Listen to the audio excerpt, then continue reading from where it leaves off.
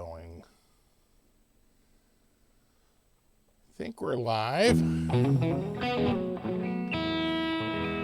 I'll find out in a second. Let me know how the guitar is volume-wise, the voice is volume-wise.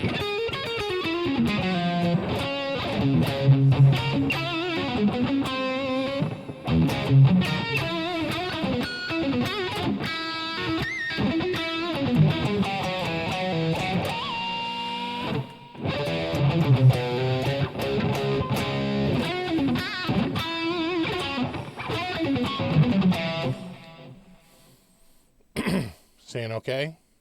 Looking good? I'm getting clean and green. Seeing high. Tell me that, Strat. I just got it. Can't saw it that quick. You're live and levels are great, says Ben Coombs. Levels all good. Looks good. Sounds good. That's what I'm hearing. That sounds good. I'm going to actually bring my video up. Boy, that was hot. I'm having a little esophageal burn going right now. Sounding good? Good.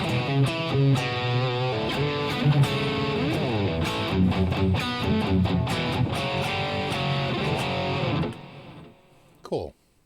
Glad to hear that. Sounds good. Hello, Steve. Happy New Year, guys. Happy New Year. Wisconsin says hello. What's up, Wisconsin? Okay, someone else said it sounds good. Happy New Year. Happy New Year. Buddy says, what's up, Steve? What's up, buddy? Hey, super happy fun time pedal Joe. It's awesome. Dude, it's too. I can't do it. You're asking a lot of an old man.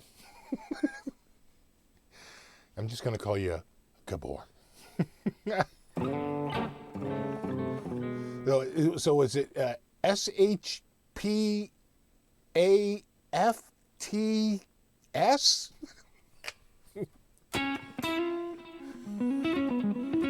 Great Vanzini says, sounds good. Voice, guitar, good. Okay.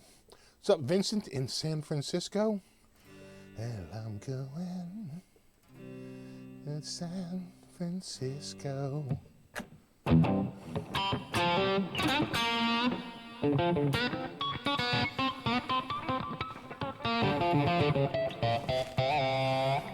I think Tim is referencing a little bit of loudness.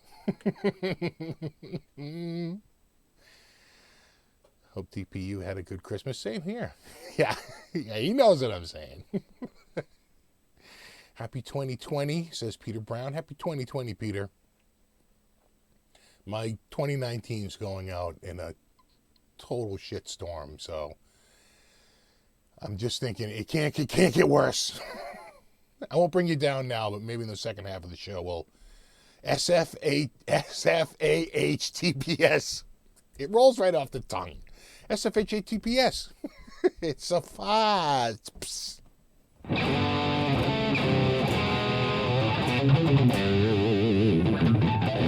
Greetings, Germany. No, you rock, Fret Man. Krellbar fell asleep. You know, it happens. He'll wake up. Oh, wait, there he is.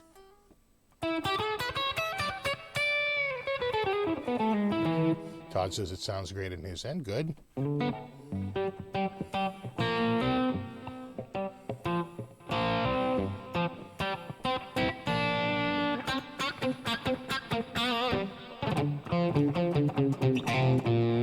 I wanted it to be the Vola tonight, but it's trapped behind Box Mountain. So many boxes from Christmas, so many last-minute orders that it was just too much to take it all out. And we'll get into it later, but there's a reason why the box is still here. God, this month has just been the shit.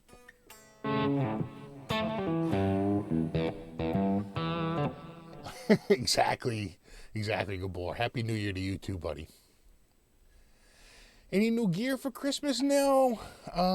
Trying to think what I got for gear. I don't think I have anything new since the last time.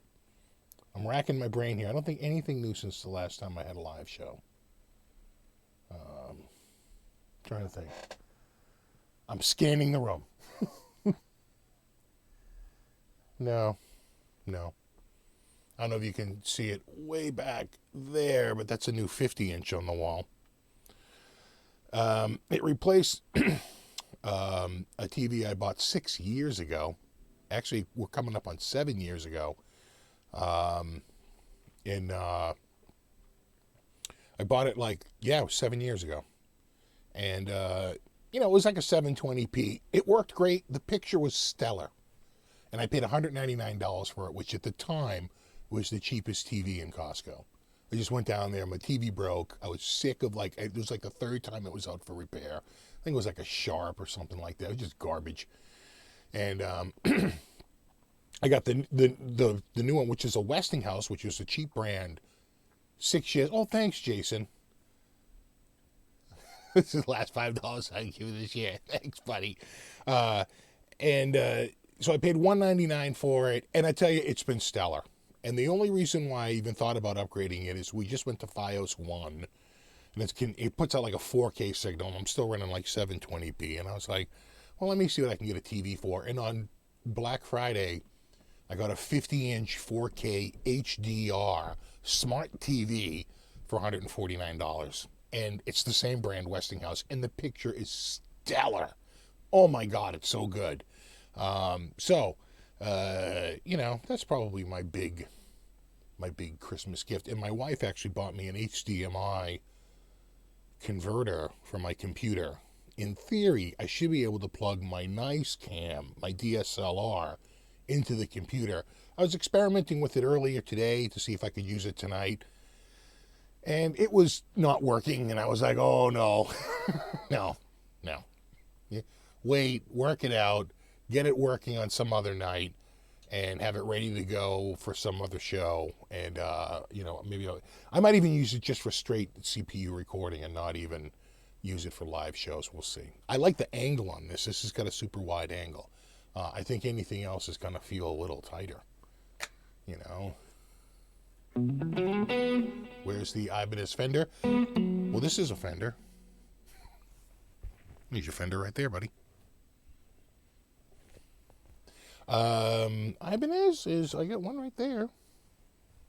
I almost used it for the thing. I wound up going with this, though. I really love this guitar. It's an awesome guitar. Yeah, it's very chic. I agree. It says, how much more flamey could it get? The answer is none. None more flamey. Yes, in fact, it's a little bright, and again, in this cam. Like, this cam definitely brings out the colors much brighter. Whenever someone sees, especially the Volar in person, they're like, wow, that's a lot darker. And it is. The Les Paul always looks like a much brighter burst than it actually is. It's just the way the camera just is. Maybe that's what will be different with the DSLR. The colors will actually finally look a little bit more accurate. That could be it. What's up, Richard? JT, no, you rock. Happy 2020, Tim. Steve, do you use a noise gate? I do have a noise gate on here. I think it's set at the lowest possible level. Let me see. That's off. Did you hear that click in? That's off. That's first setting. Off. I can almost hear like grounding noise. Hear the grounding noise go away? Other than someone walking up and down the staircase right now. There it is. I put it on the very first notch, which is minus 79 dB. So it's a pretty quiet signal, but it could be slightly quieter. Now it's 0 dB, which is always good. All right, let's see. Back to here.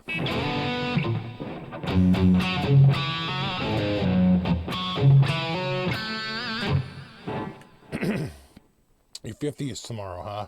Turning the big 5-0. And I wonder if I could... You could have a little fun here. Let me see. Can I get this to work? Here it is right there.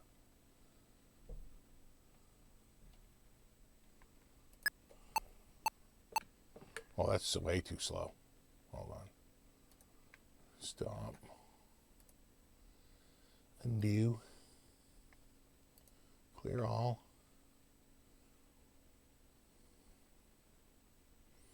I'm not going to do... oh, yeah, wait, there it is. Oh, no, one more. There it goes.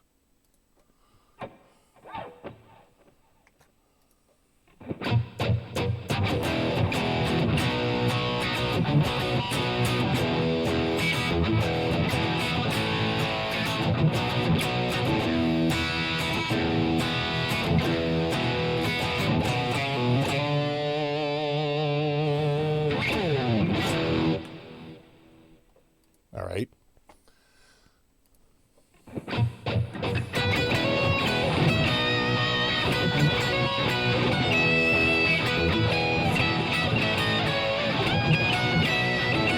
I screwed it up.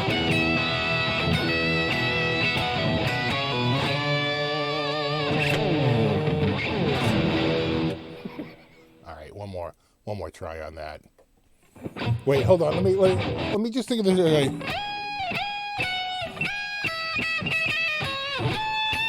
Right. Of course. Goes to the 4.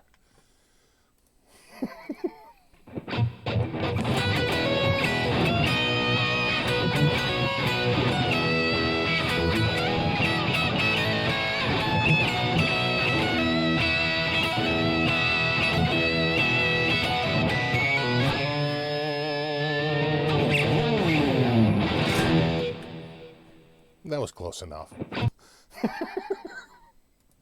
That was close enough. There we go.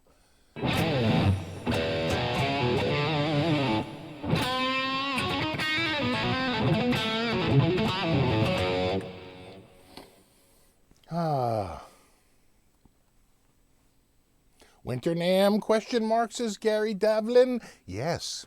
Yeah, Winter Nam. I'm only there a couple of days, though.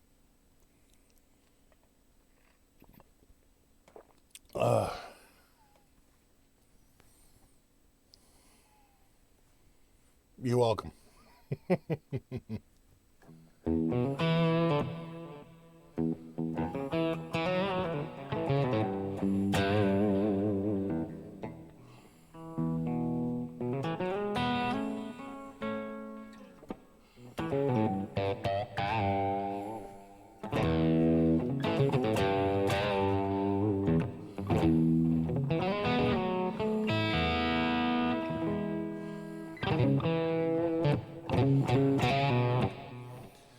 You have a fiddle with loopers? Not really, as that just showed.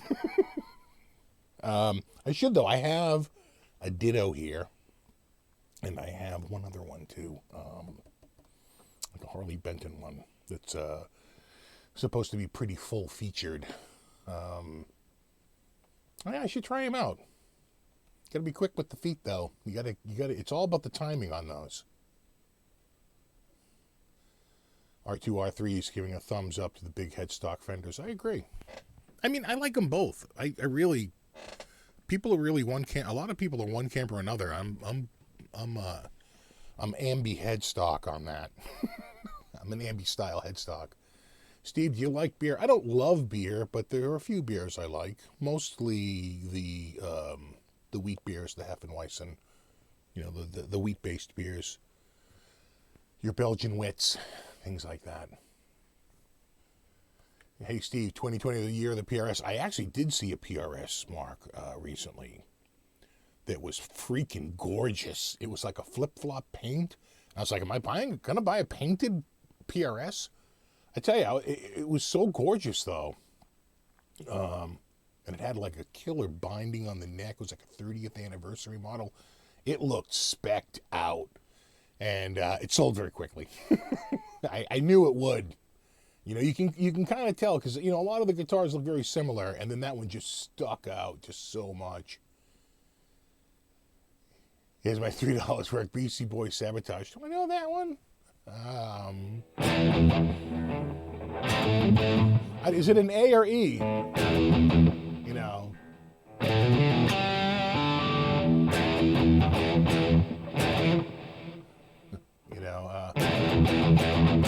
Trying to think of the rhythm on it, though. It's probably all down. I'd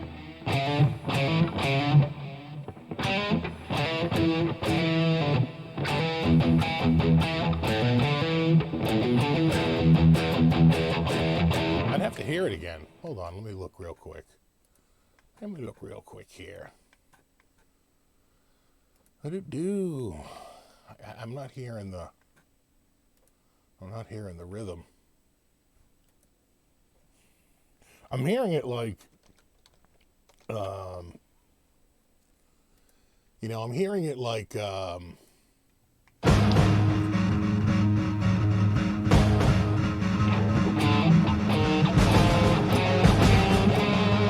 it's an A?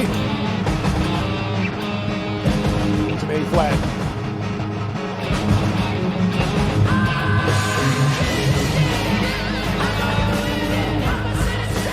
All right, well, there goes my monetization right there. And that pretty much killed any money he ever thought about making from that video.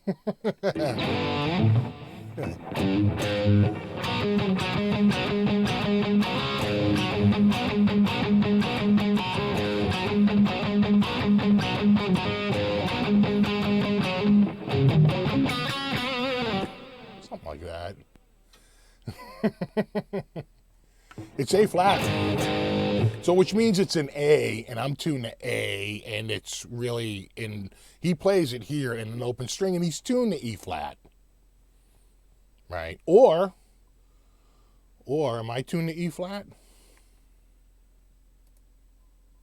What am I tuned to?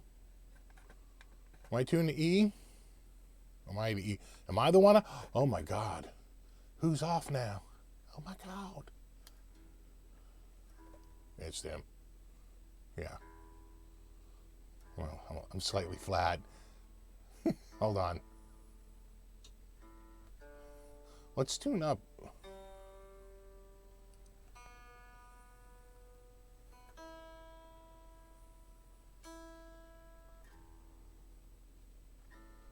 You guys ever use your Amazon Echo to tune up? I use it like all the time because I don't even have to find a tuner. I can just yell out, tune my guitar, and it plays all the strings for me. Come on. Come on. Really?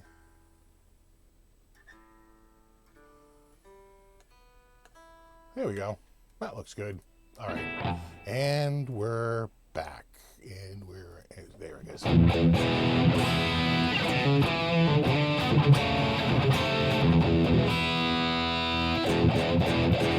All right.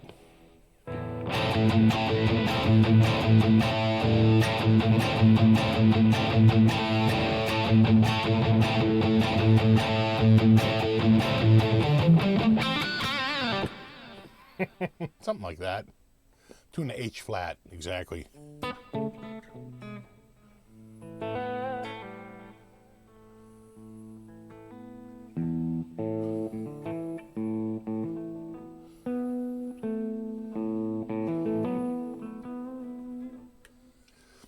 Gonna pick up an ESP snapper after that live stream last night. I thought the white one looked good. Was that the Raven? I'm trying to remember. Raven, was that Hufflepuff or Ravenclaw? I like the white one. They both said they had ebony fingerboards, but boy, the one on the white one, probably just because of the dynamic range of the camera, right? The camera's got to stop down a little bit to bring out that white finish. And so the fingerboard looks extra dark, but man, I love the look of the dark fingerboard on that. I thought it looked real good. What's up, metalhead?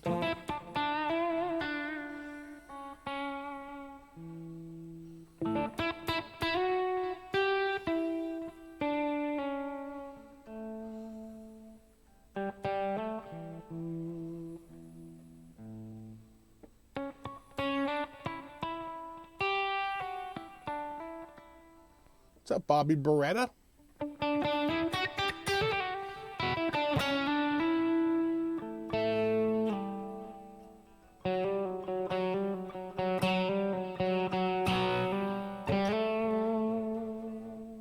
the sound of this guitar. What's up, Guitar Hack? Good evening. Steve, where are you staying while at NAMM? I think I'm back at the Peacock again. Oh my God, is that Cam? Is that the Coopster? Thoughts on the new Japanese Charvel models coming out? I like. I was just thinking the other day how much I love Charvel. Just seriously. You know, because it's like back in the day, you know, people wanted super strats. They wanted a strat with humbuckers in it and Floyd Rose. And although Charvel was only doing that sort of like the early years, this new crop of Charvels in the last 10 years have really, I mean, they were the guitar that you couldn't buy back then. Right? It was like the guitar that was behind the counter at Daddy's in the summer of 1982 for $4,200. And you're like, who's even buying that? You know, like some crazy money. Like an $82, like 12 grand today. So, you know, those were like the pinnacle, those Charvels with the Fender headstock, basically. Just you straight up use the Fender headstock.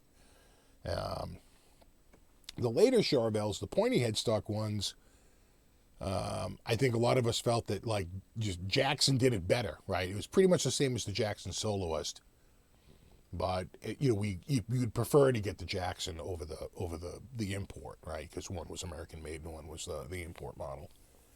At least here, anyway. Your results may differ by locale.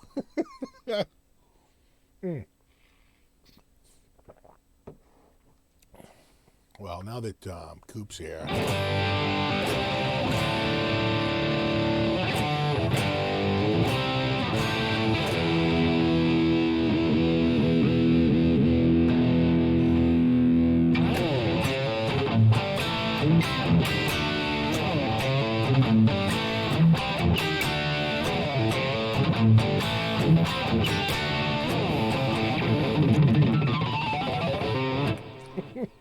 We gotta break out all my Van Halen riffs.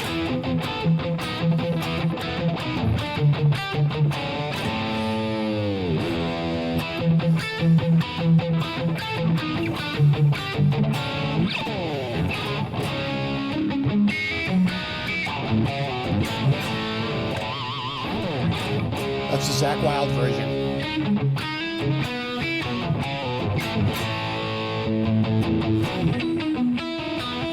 I like an open string there. Rather, I feel like the notes ring out.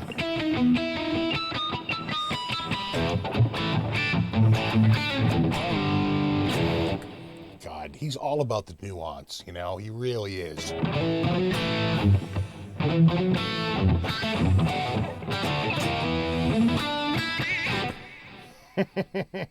God, I love Van Halen. My hand hurts now. I gotta take my wristband off. Ow, that hurts. It's like literally hurts, like right up here. All right. Oh, you hear that crack? Oh, Cracula, Count Cracula.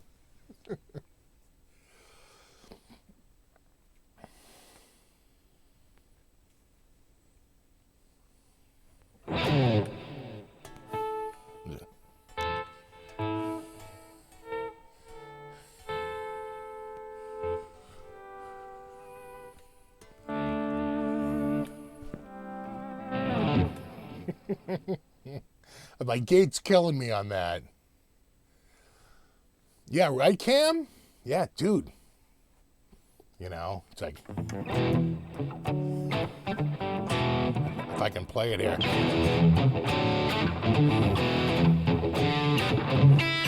Right, feels good. Right.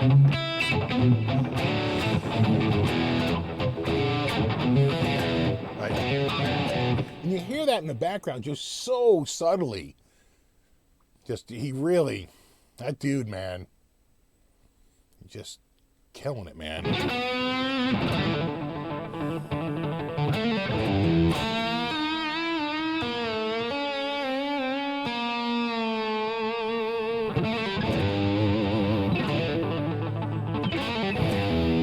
don't have the trim like, you know.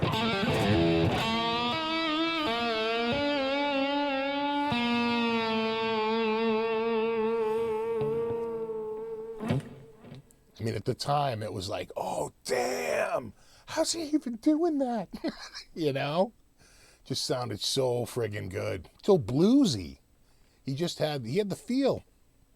You know? Still does. I mean, not just, Van Halen, don't get me started. Van Halen. Now you're talking, man.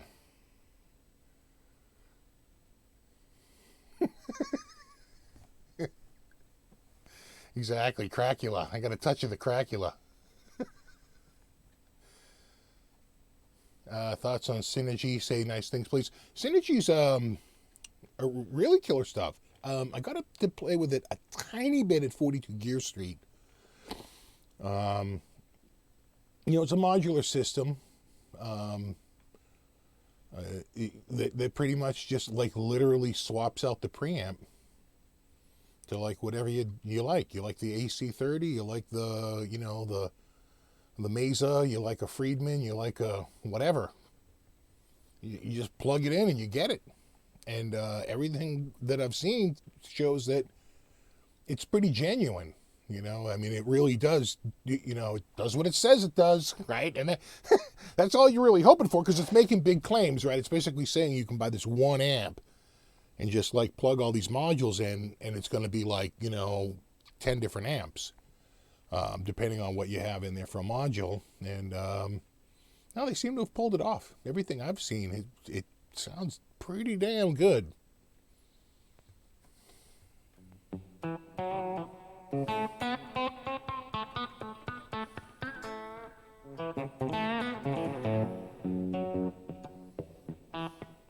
What's up, Steve? Franklin?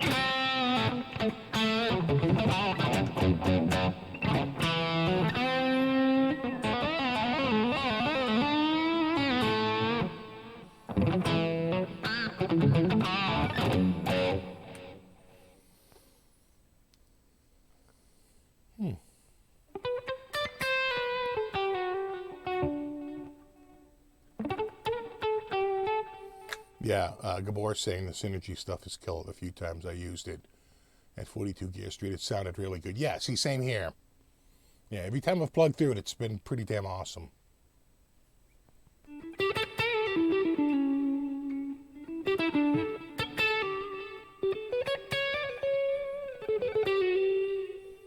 Metalhead says, love your sick ass sound, dude. Thanks, bud.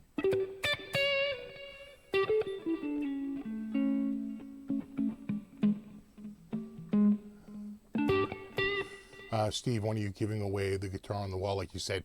I wanted to, like, right up to Thanksgiving, and I got busy, and then right after Thanksgiving, everything just went to shit. It's really, like my wife said this morning, she left with my daughter to go up to Vermont for the weekend. So it's just me and the boy for the weekend here. This month can't end fast enough. It's been a real shit month. Period. Can't look at it really any other way.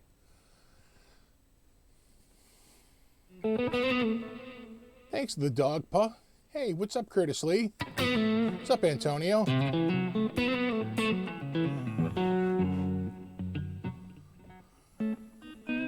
Steve, thoughts on the SRV Strat? A buddy of mine bought one of those like in the early 90s when they first came out. And he had that for a few years, and he kept like selling it and buying one again because he loved it. So I've actually played that Strat quite a bit. I love it. The fingerboard's a little lighter because it's Pal Ferro, but they wound up calling Pal Ferro anyway. At the time, it was exotic. Oh, it doesn't have a rosewood fingerboard. You're getting Pal Ferro. It's like, whoa, dude, Pal Ferro. Now it's like, Pal Ferro, what the hell's that crap? Funny how that goes. But yeah, no, the whole thing, the whole SRV thing, that was a really nice playing guitar. So I'm sure they're, the spec is the spec. They're pretty. People say, hang in there, thanks. I won't bum you out just yet, but I'll get into it like in the last 30 minutes of the show and let you know how my month went. But, it's just not to bring you down. The whole thing, it's just this shit month. You know. Coots has just heard you just diagnosed with cancer, surgery this January. Well, that's one of the things on my list. But not me. I'm fine. I'm fine.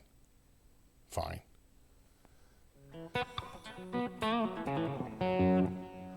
Does your software have a vibe effect on it? It doesn't, but I can add one real quick if you want to hear a vibe. Where's me vibe? It's a stereo delay, and it's a reverb. I might even have is this a little chorus, right? No chorus. I have the effect very subtle, but it's there. I miss it when it's not there. Let me see here. We're going to get to, I think it's this one, the univibrato. Is this the one I like?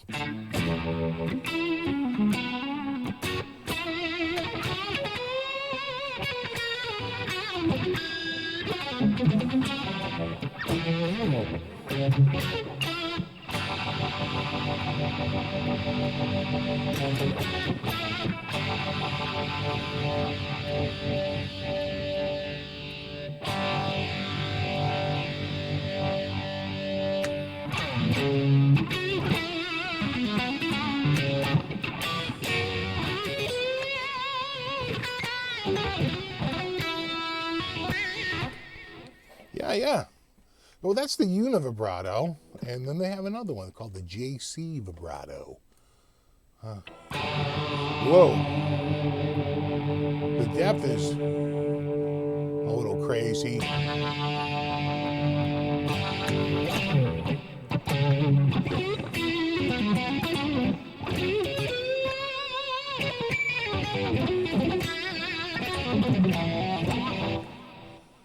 Yeah, I think I like the other one.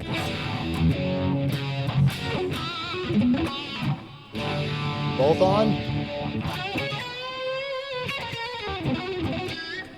Almost feels like they cancel each other out a little bit there, right?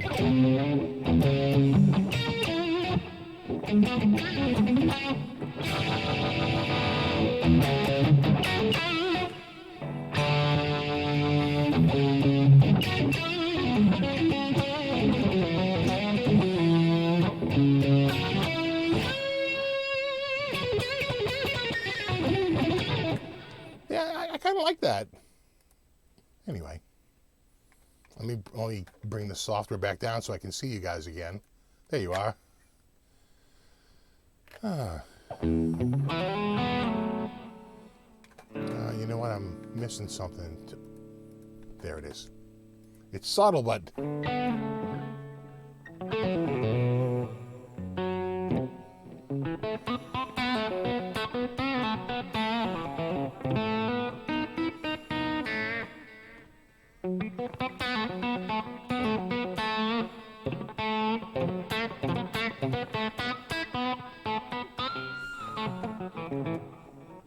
Metalhead says, I still watch your cover of Still the Night Pride. Yeah. God, remember those days when you could do covers on YouTube? Those were the days.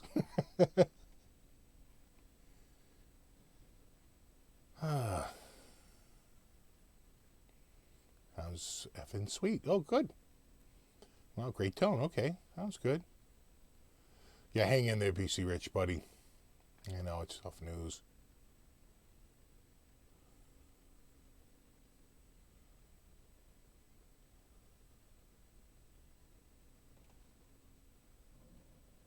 Let's see. Yeah, Trower, right? Yeah, when you get the vibe going, it's very Trowery. Trowerish? Troweristic? We'll figure out something. All right. No, not this Strat. This Strat's staying here. I like this one a lot. You know, someone had mentioned, I think it might have been Krellbar. He's like, I think that Strat actually sounds better than your first Strat. I remember that other Strat was, coming up on 4 years ago, like 3.5 years ago. my tone has changed since then, right? I think back then it wasn't even TH3, it was TH2, right? So you're talking 2 iterations of software later. And at that time, who knows what I was running through? I might have even been running straight through like a Loco, which we found out later was just a Chinese tube amp. So, yeah, I'm sure it does sound better, but it's pretty much the same guitar.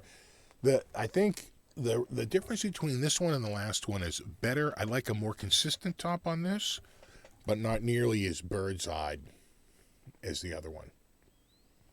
I mean, it's there, but not like that other one was.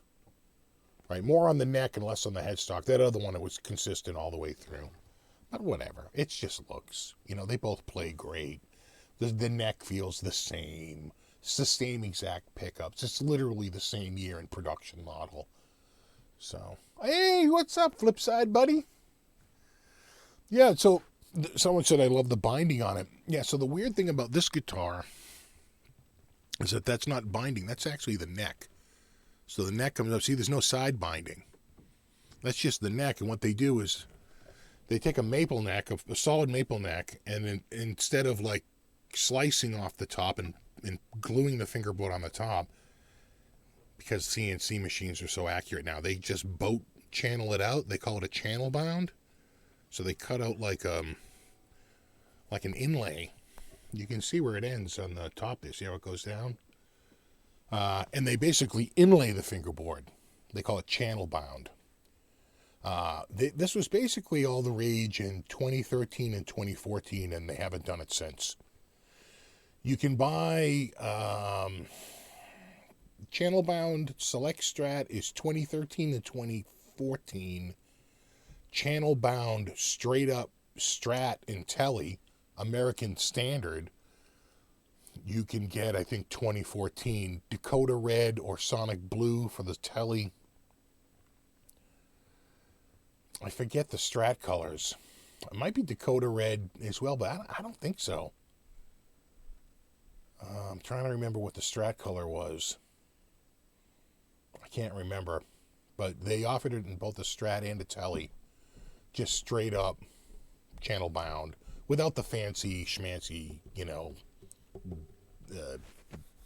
bird's eyes and crap and all that stuff. Yeah, Jack the Rabbit says it's a channel bound, and that's exactly what it was. I'm just backing up here because I probably missed something as I was staring at this guitar. Electric Cheese Sweet says solid maple top. Yeah, it's not as it's like it's like 5 mils thick. It's not a veneer. It's just thick enough where you say, well, that's not a veneer. It's like too thick to be a veneer, but it's just barely over. It would be a lot thicker. It's basically what you would get on the Les Paul, but don't forget the Les Paul carves up in the middle. So it starts out thicker and gets carved out, right? And thinner at the edge.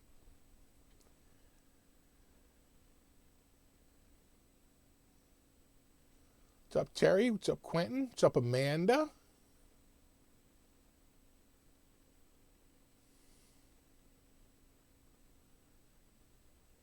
Tone Lamp doesn't sound bad, but a nightmare for the setup and program. Never used it. Steve, how do you feel about Fancy Schmancy? Yeah, these were the last step before the custom shop, right? This was their most expensive MSRP that year in 2013 and 2014. These had a $29.99 list, $22.99 minimum advertised price, I think. Steve, how do you feel about 70 Stratocasters? I like them. I had a 73 hardtail rosewood fretboard Strat. I bought that in the spring of 81 and unfortunately traded it in December of 81 for a brand new off the shelf, the Strat. They're great. The only downside to them is they can be very heavy, especially anytime you get like 78, 79. Those are super heavy. The earlier ones, like pre-75, are much lighter. because they, I think, moved from swamp ash, which is fairly light, to like American ash, which is really dense and heavy. The only downside to them is that, you got to remember that starting around 68 to 70, and certainly by like 72, 73, it really starts to kick in. There's a lot of cost-cutting measures by CBS, right? The saddles are like stamped. They're not nearly as good. It's like this, right? It kind of went down. But if you know what you're getting into, you should try one out. The fingerboards are actually really thin on them, too. Kind of a bummer. Again, it was all just to kind of save money. Frets were smaller. Like any way to save money those years, they kind of did. But they're, it has a certain look. If you want a Strat from that era, that, like the 73 to 75, I think or 72 to 75. Once you get to 76, the headstock decals start to change. And certainly the construction starts to change in a major way. Lack of the 22nd fret bothers you. They can't do it because it's channel bound, right? You got to remember that the 22nd fret is on a hangover, right? An overhang that overhangs the end. You can't do that if it's channel bound.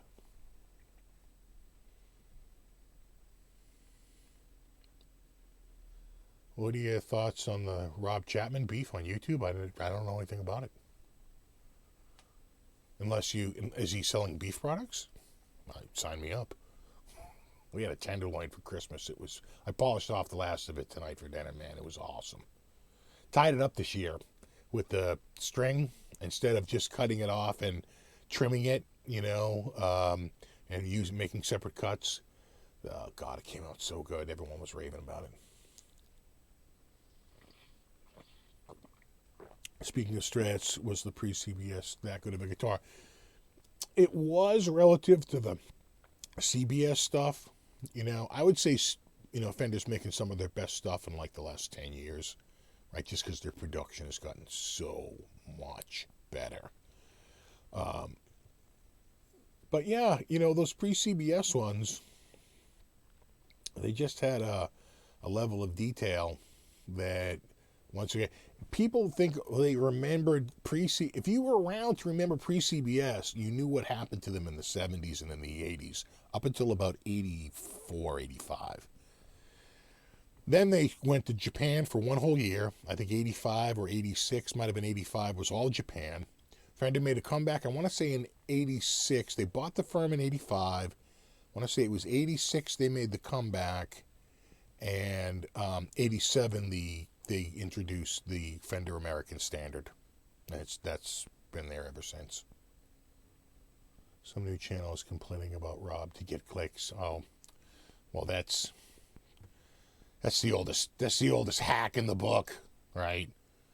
Find somebody who's got some success on YouTube, then make a video saying, these suck, and here's why they suck. You're going to find a percentage of the population, no matter who it is, that agrees with that guy and goes, yeah, I hate him too. I mean, what are you going to do? I don't think Rob's losing any sleep over it. I sincerely doubt it. Yeah, thoughts on John Mayer? You dig his playing style, or think he's a douche? I dig his playing style, and I don't think he's a douche at all. Every time I've seen him play and seen him talk, he's been nothing but nice. I don't know where he gets that reputation from, but yeah. I think his playing's killer. I think he's pretty much the last big guitar player. I mean, when did he come out? 99? Trying to think of the other. I mean, Joe Bonamassa after him, right? I'm trying to think of like the really big guitar players that have come out in the last 20 years. He's definitely up there.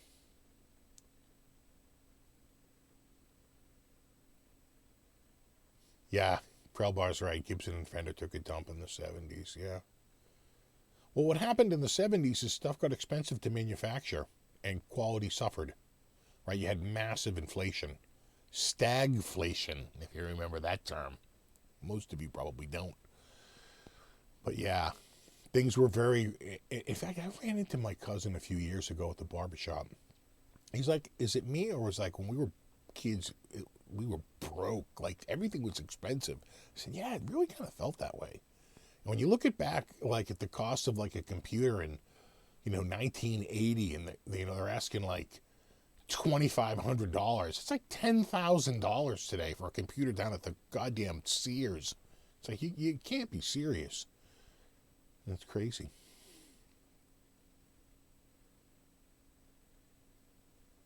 It says, I don't care what Chapman does. A lot of people don't. I watch his stuff. I'm subscribed to him. I watch him. I watch Anderton's. Like this stuff. Thoughts on Earthquake or Loomis, or is it the next TS-808 like a... I haven't heard about it yet. I'll probably see it at NAMM if it's got all this buzz about it. But I've spent most of this month not playing or paying attention to anything guitar related. I have an 80 Strat, and it's the heaviest Strat I own. Yeah, I have a 1982 Fender The Strat, and I think it's pushing like 11 pounds or something like that. It's like ridiculous. Yeah, Johnny Bean showing up here. Someone said, hey, Johnny Bean, what's up? So I'm assuming he's in the chat somewhere. What's up, Johnny?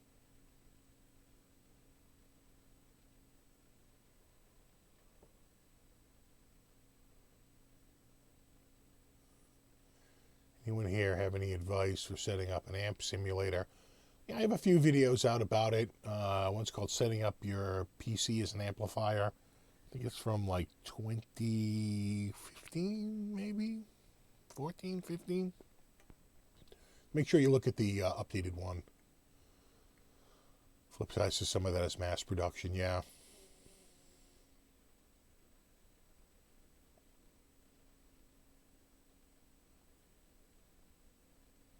Alex's Chappers is cool. People are just jealous. Yeah, it's out there. You can't win. I've been on YouTube for 10 years, and I learned 9 years ago, you can't win. So, can't win, don't bother. It's like, just ignore it. And it's worked out.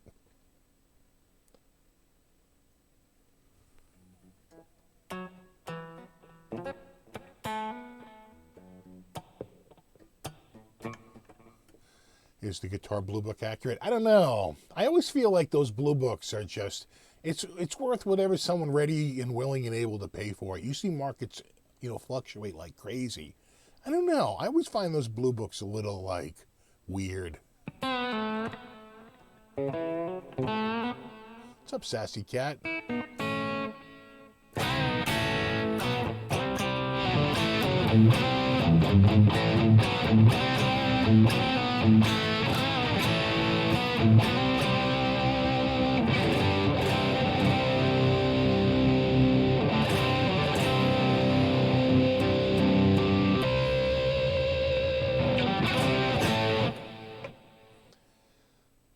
The only way to win, die owing taxes. Exactly. Yeah. And no property, because they'll just take it as soon as you're gone.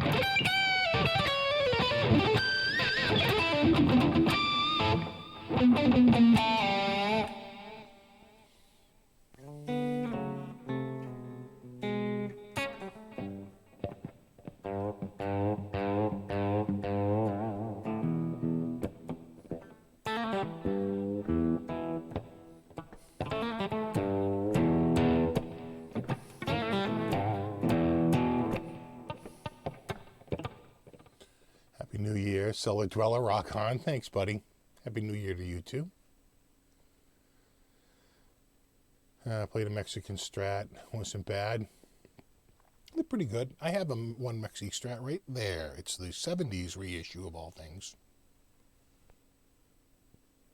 In fact, I was out at the Natick Guitar Center today, and they had two Les Pauls there. They had a Les Paul, like, traditional Pro 2. It was okay. Then they had, like, a Les Paul Classic in ebony that was actually pretty sweet. And I think it was $12.99, so not pretty reasonable. $12.99 for a Les Paul Classic. It was heavy, much heavier than the other one. was nice. I think it was. I think they said it was a 2002. Jamal, what's up, my man?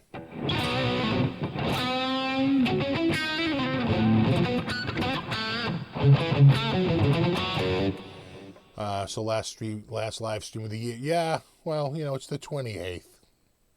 Unlikely I'm doing another one before the end of the year. I mean, I'm not ruling it out. I'm just saying, I'm just playing the percentages on that. I'm going to say it's highly unlikely.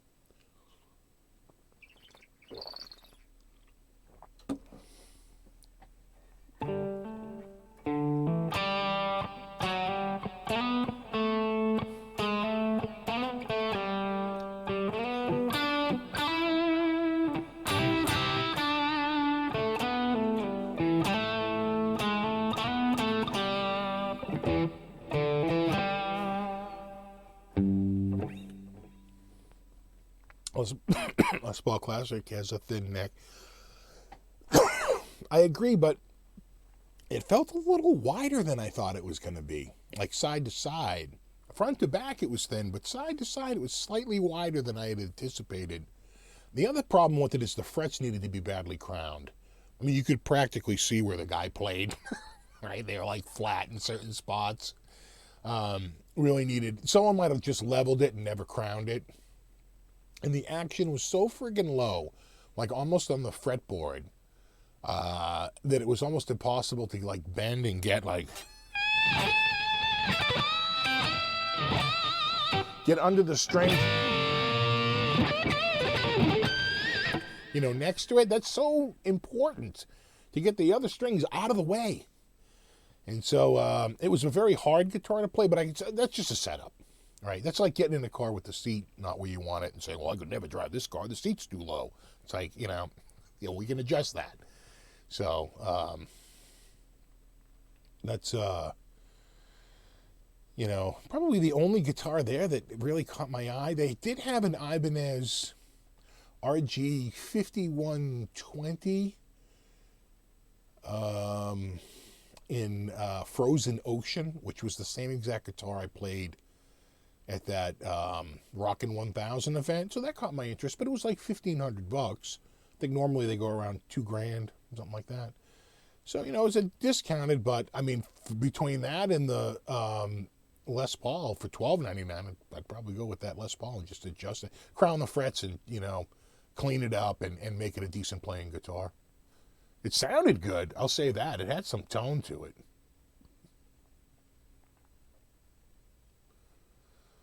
What do you think of Epiphone's redesigned headstock? I don't know if I could... well, Tommy wasn't supposed to post that picture. Well, you could stay right there. As I understand it, like, they showed him a picture and he, like, immediately tweeted it out. They were like, ah! So the cat was out of the bag. I may or may not have some inside information on it, but we'll see. As soon as they announce... I actually went to the Epiphone headquarters over Summer NAMM, and I walked through and saw a lot of things I can't talk about. And shot some video footage and took a bunch of still photos, too. And so until I get the okay from them to talk about what I saw, I'm not going to. But, I think the writing's on the wall.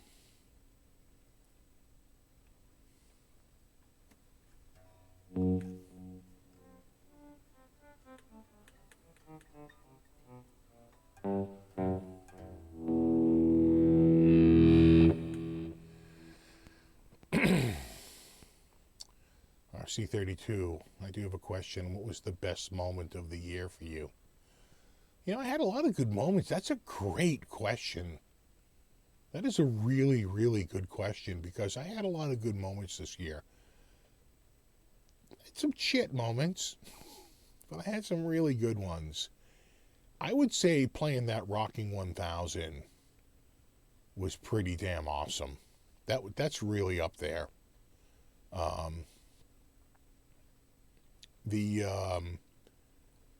the events I went to this year were pretty damn awesome. Let's recap. I started out in January. I went to Winter NAMM. And then I went to Dallas. I'm already booked for Dallas again. I'm going to Dallas again in May of 2020. Dallas is awesome. I really like the Dallas show. After Dallas, I went to Cleveland with my family. That was a lot of fun. After Cleveland, where did I go? Dallas, Cleveland. Then I think I went to Germany for the Thomann event, Thomann Gearhead University. That was amazing. Met a lot of new people, like Guitar Max. Got hung up in Amsterdam, but whatever. And then after that, I went to the Spirit Con event, and that was awesome. Got the total rock star treatment, and the whole week was just amazing. Met, again, more new people, and hung out with some old friends. New friend I met on that trip was Steve Stein, who I had met several times before. I had dinner with him at Winter NAMM. But, you know, it was just good to spend a little more time with that dude. He's a really, really upstanding and outstanding guy. Not just a good,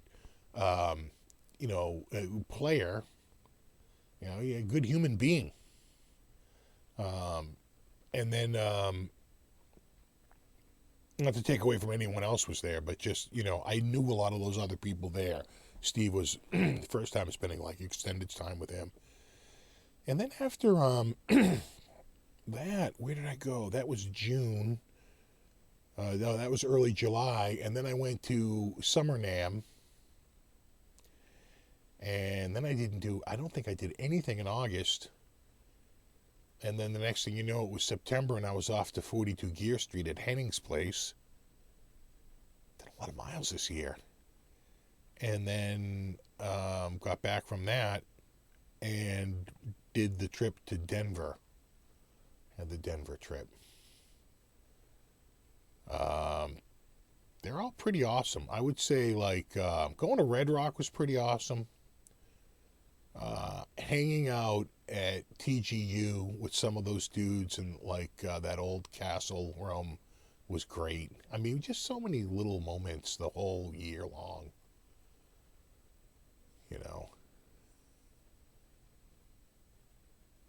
Dallas, he shot BC Rich, yeah. Yeah, Rockin' 1000 was amazing. Yeah.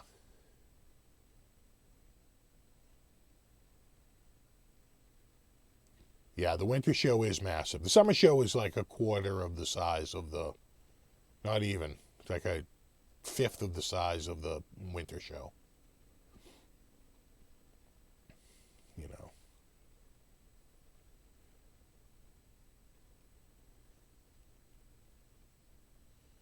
Steve Stein is 4'4". I don't think he's that short. But he'll be the first to admit that he's not a tall guy. I think he's probably around 5 feet or a little under it. He's not that bad.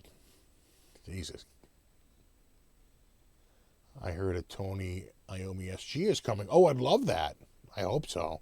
Did you see the Circle of Tone guy?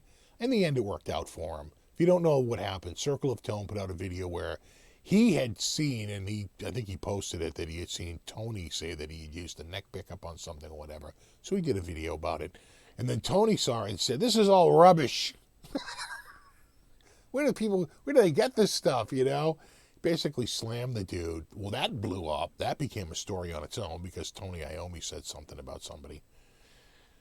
And then, he sort of did a response video. And then in the end, I think they went back to Tony to ask him. And he said he felt bad about it. He felt sort of bad about, like, he thought the guy made great videos and thought his other videos were amazing and all this stuff. So in the end, I think Circle of Tone was probably pretty happy about it. Not happy about that, you got called out, but happy in the end that Tony was like, "Hey, I think the guy makes great videos. I like to watch his videos." I mean, so in the end, I think it worked out for the dude.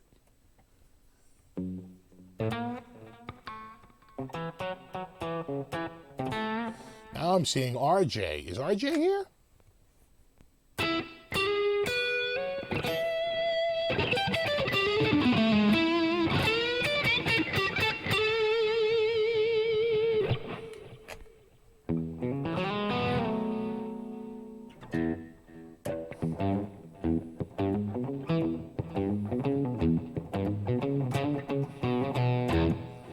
we'll call him out with a little blues riff.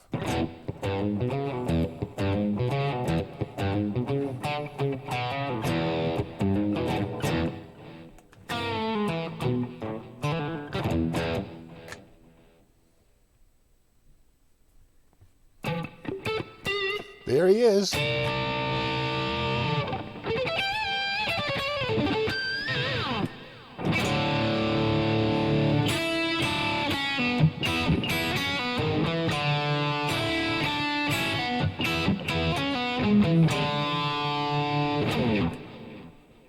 All the cool kids are showing. Exactly. Have you looked at the Rabia Massage Silo bare knuckle pickups? Nope. But I think bare knuckle, are they at, I think they do the NAMM show. I think they're downstairs usually. We'll stop by and check them out.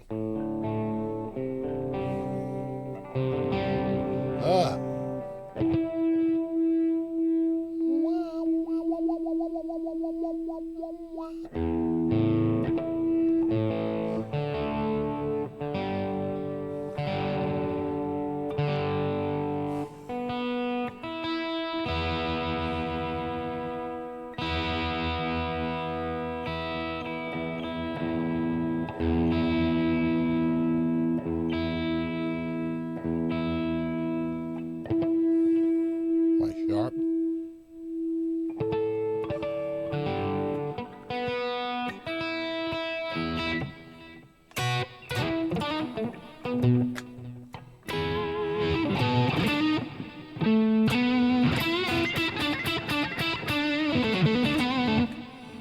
In 2020, Rob Chapman is leaving YouTube. Really? Did he say that?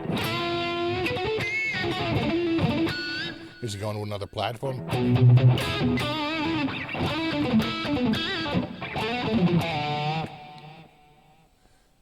Can you play Tender Surrender by Steve Vai? I don't think I know that one. I'm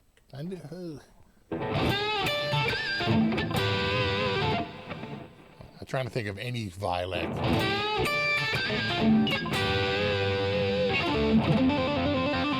Right?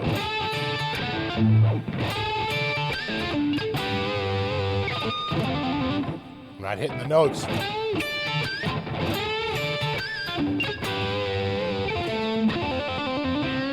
It's very important to hit that 5.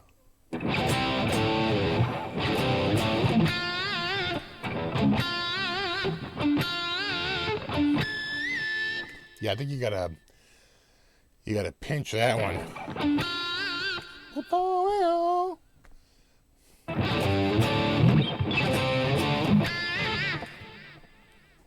I was born.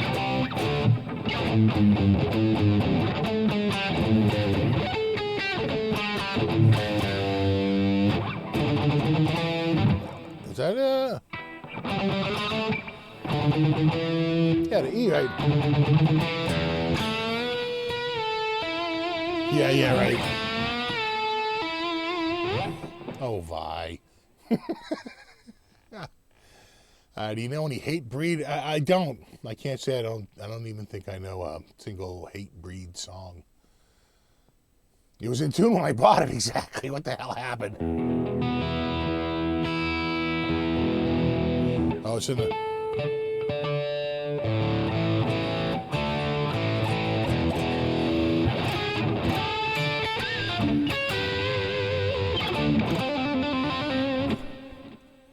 Yeah, I'm trying to think of some Vi. Remember, here's a Vi riff. I'm sort of stalling it. Ah, God, my wrist.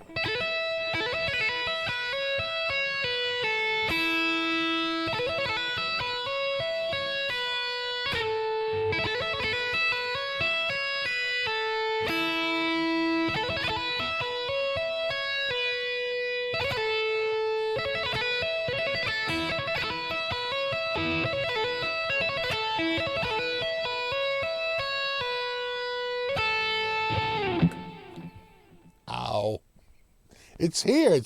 I'm having a problem in this area right here in the wristal area. It happens.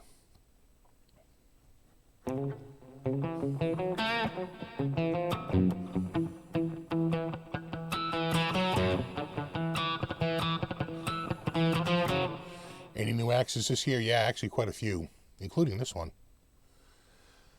And that one. Oh, God, it's a reversed. There. No. God. Damn. It's like it messes with my brain. That. Did I get the white one this year too? I don't think so. I think that's 2018. I'll have to go back and look. I'm pretty sure that's 2018. I got a bunch. I'll get this one. Arm's length away. I have ye old Harley Benton. What kind of Benton? Harley Benton. Barbie Benton? No. No, Harley Benton. That Barbie Benton's husband? Who knows? Nobody does. All right. Oh, God. Get over there. Whew. Yeah, that's, what do you call that one? It kind of sounds like, yeah, it sounds like bagpipes, people say, but what was the name? Was it,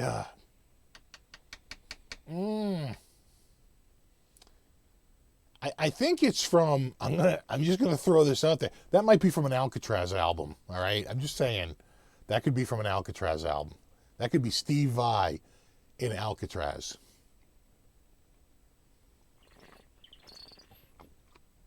Or, in the alternative, it could be from Flexible. I think that it's not from Passion and Warfare. Although Blue Powder made it on there, which used to be on a flexi disc. God, that dude, he was everywhere back then.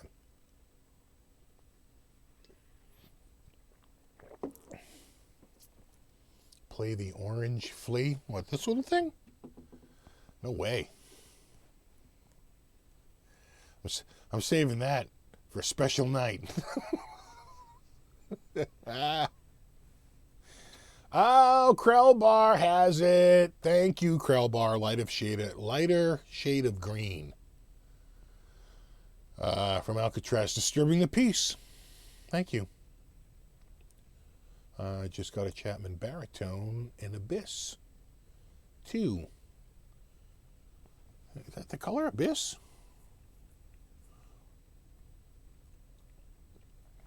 I like a baritone. That's the one thing I don't have. Dan Electro. I have the Dan Electro. I love my Dan Electro. I play the 59X all the time. Be nice to get a Barry, though. Be a nice baritone.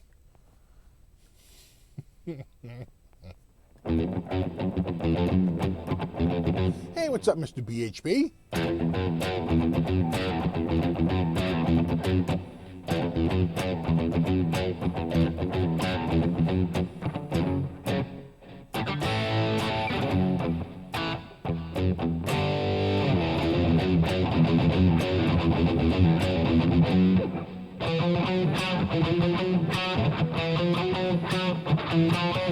God, how rusty is that? Christ.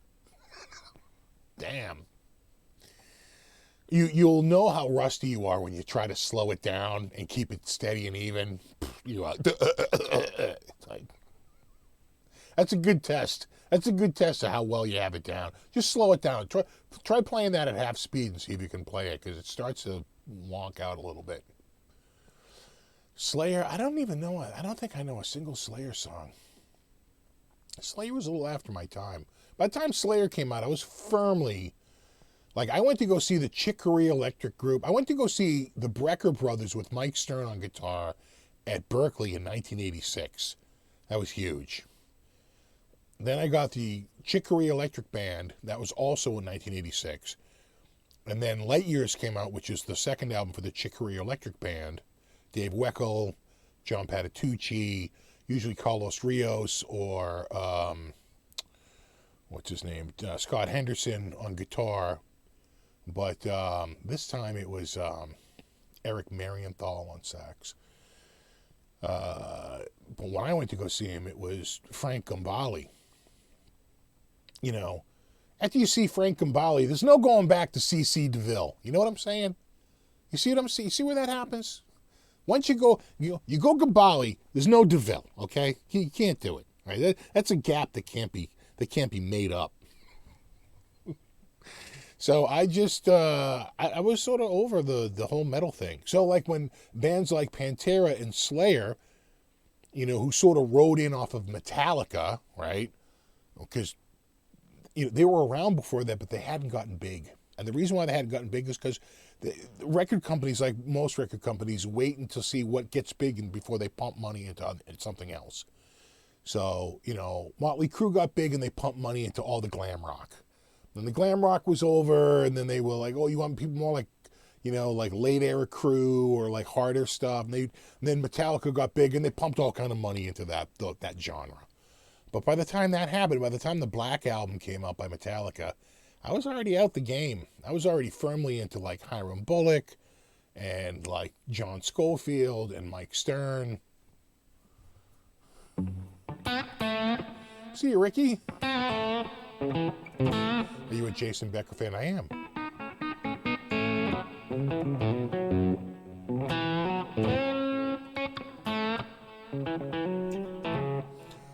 This is a Select Strat.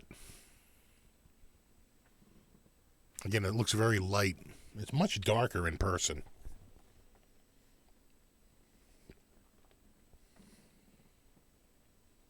Let's see, old Select. You know, you have a Select Strat, the old Select badge, right? Has to have the Select medallion inserted. Because I've seen people try to pass these off. Oh, I have a Select Strat, and you look there, and there's nothing there. And so it could be a Select Strat prototype. There were a few Select Strat prototypes out there, but usually that's embossed in the back, like literally hammered into the wood prototype. So unless it has that mark as well, no, it's just some dude who has a fancy Strat. You ever hear anything by Jack Theramat? Yeah, Jack Theramat's an amazing player. I love his stuff. He's good. He's great.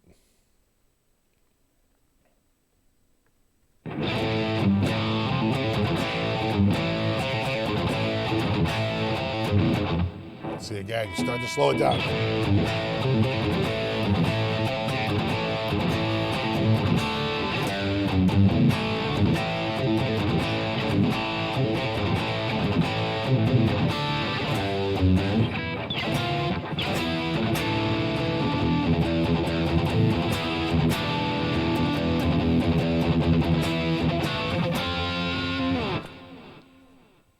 Hey, what's up, Ben? Ben's back. There's a live show from 1984 of Alcatraz with Vi. It's very good to watch. Yeah, I remember when that first came out, right? God Loves Video, is that it? God Saved Video? Oh, God, something video. I'm in the basement. Yeah, the attic was, I've done a bunch of work up there. Actually, the computer up there is so friggin' smoking, too. Yeah. The attic is where I go to get away to edit videos, right? To be not disturbed while I'm editing up stuff and be able to listen to stuff and not have to worry about someone walking in going, what are you doing? You working on it? You doing something? No, what? Right? So that's where I go just to escape it all. And that's been working out. It's not so good in the summer. It's very noisy up there in the summer because of all the air conditioning. You know, the roof vent going, and it's hot and muggy up there. It's much worse in the attic than the basement. The basement's much better year round.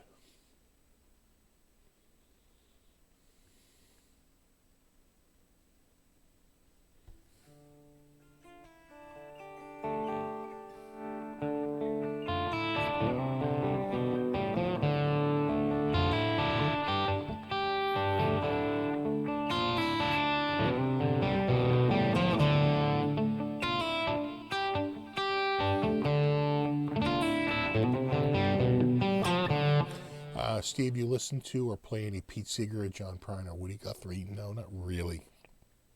You know, other than Alice's Restaurant, which is something, you know, a Christmas staple, but that's really Arlo, not Woody. So no, but I like, I like that style of playing. I should explore it more because I like it. It's pleasant. It's beautiful to listen to. Very soothing, I would say. Is TK here? Oh, he is here. What's up, buddy?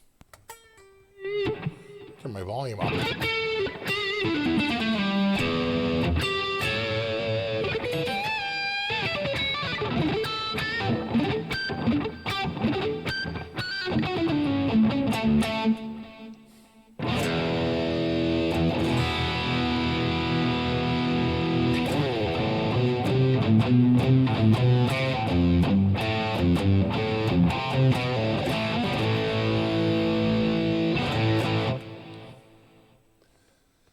Yeah, Children of the Sea.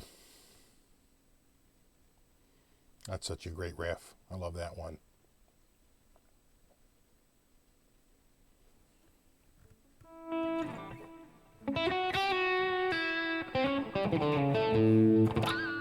See you, Quentin. Thanks for hanging out, buddy. Let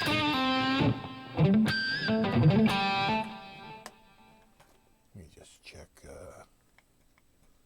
Oh, yeah. There you go. Good. Just checking my time, seeing where I'm at. We've got plenty of time. We're good.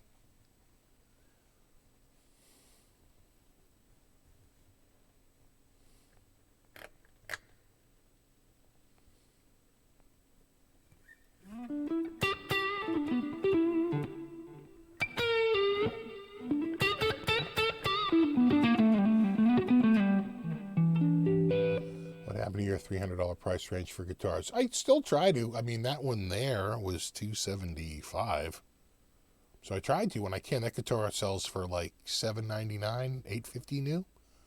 So you try to if you can. It's hard to score this for $300, but I paid $899, which is about as cheap as you're gonna get it. Right now, it's hard to find one less than $1,500. So it's all relative. It's all relative price. That's what it's really about. It's about getting guitars for less than 50% of like MAP, right? Minimum advertised price, not MSRP. MSRP, who cares? MAP, that's huge.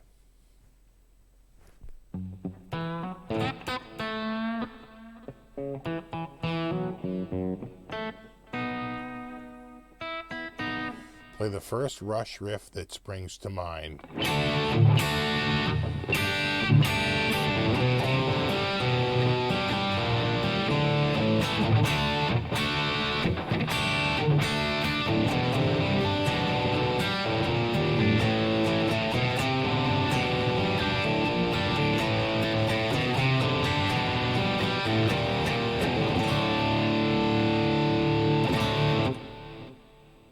See from Boston, that's a nice Strat you have there. Yeah, I think this is a Strat you could live with.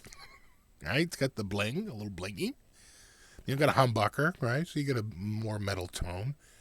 It's got the channel bound neck, so it looks like it has a binding, although it really doesn't. They actually carve out a one-piece maple neck, right? That's why it has a skunk stripe in the back to get the truss rod in, and they inlay the fingerboard like a one giant inlay. It's pretty sick, actually.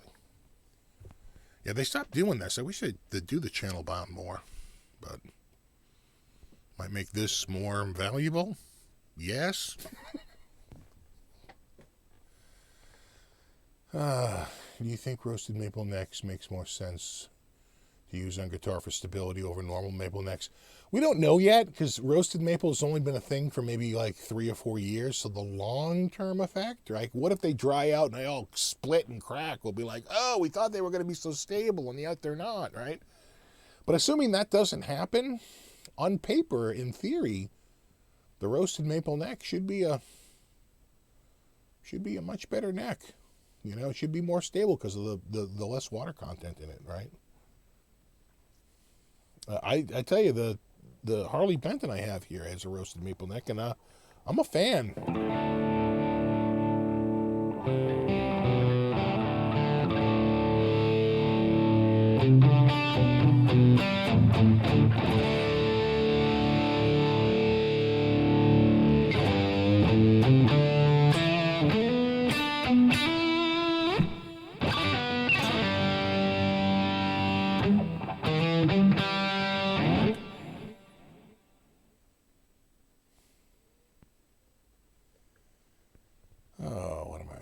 Just trying to read a few comments here.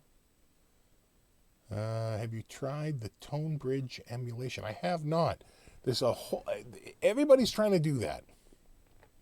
I got some beta software. PV doesn't own Revolver anymore. They were sold. It's another company owns them now. It's the same people, but just under a different heading. And they're trying to do it too. In other words, you plug your Strat in, it sounds like a Les Paul, and vice versa. I tell you that it's been so hard to get that to actually sound real. We'll see what they can do. Everybody's trying to do that right now. You do a software like Tone Print, where you can like turn a steel string into an acoustic, and a 6-string into a 12-string, and all, basically like a Variax, but just straight up software. Right, the Variax has a big hardware component to it, basically a hexaphonic pickup, if I'm not mistaken, which is huge. What's up, Aaron?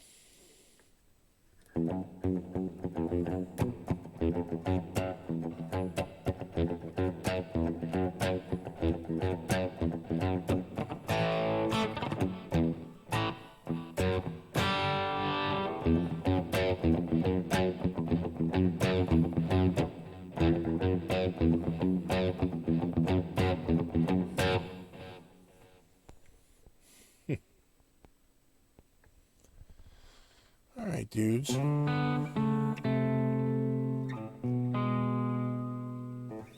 Exactly, Dennis. Just buy a damn Strat and a damn Les Paul, damn it. That about sums it up. Right? If you really want to sound like a Strat or a Les Paul, you got to buy a Strat or a Les Paul. I think. I mean, you're gonna.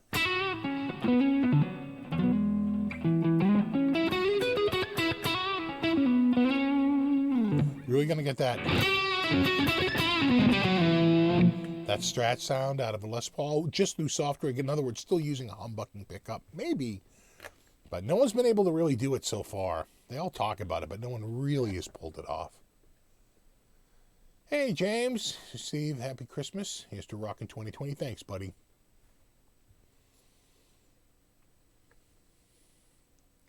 Steve, I saw Animals as leaders in Pensacola in March, and it was the best concert I've seen. I've heard good things. That dude, he's breaking new ground for guitar playing with the whole two-handed and, all that stuff. Any new gear predictions for 2020? I predict the PRS will be here in 2020. I don't know how it's going to get here, but I'll get it here somehow.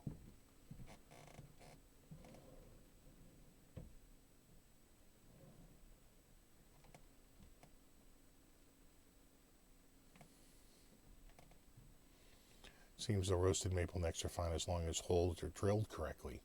They seem to be prone to cracking in this fashion because there's less give in the wood. Yeah, see, that's my main worry, is that the drying out of the wood will make it too brittle. Just more prone to cracking. But I guess it all depends on how it's roasted, right? I think it's it's like a method, right, where they can't take the moisture out too quickly. I think. I don't even know. I don't know. Sure. Hey, what's up, Phil? I'm an SG fan. Yeah, I'd like to get an SG here. I don't know if Tone King's still here, but do you have an SG? I don't think I've ever seen one over there. I don't think. I'm trying to remember.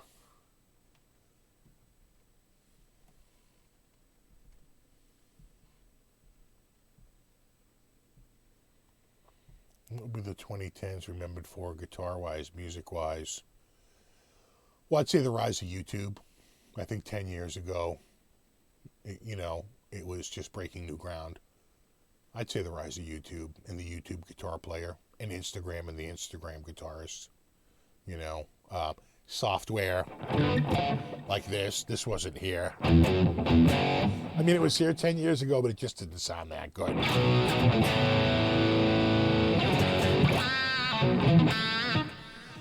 Do you ever play the Stealth Clone anymore? I started working on the neck on that. I really polished the frets, I use it as like a test guitar. I rounded the fretboard on it. It rolled the fretboard and, rolled all the frets at the edge like spheres and all this stuff just as a practice guitar. And then I sort of ran out of steam and never really finished it up. But, maybe this year we'll finally get it done. It feels a little bit weird to sink any money into that guitar, just because it's just not that great. I mean, it's decent, don't get me wrong. It is an ebony fingerboard. But the neck is a tiny bit chunky, especially compared to my EVH Stealth Standard. Like that guitar was like $300, like $325, I think I paid for that. So, I don't, and the pickups in it were garbage. I'd have to put new pickups in it. So it's like, how much money do I really want to sink into that thing? But it hasn't had strings on it now for a couple of years. I think I started that project like 3 years ago. Skip the SG, go for the Nighthawk or the Blues Hawk. Yeah, I think I like the SG. One SG. You don't need a collection of them, but one good one, like in ebony or, in the dark cherry, the heritage cherry there. I really like that.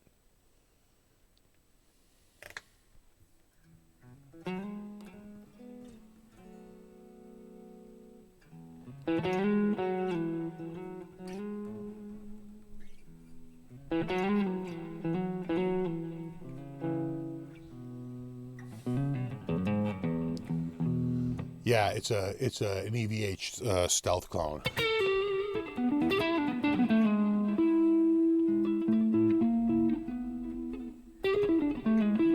At least it was not expensive. No, that guitar was like $235, I want to say, something like that.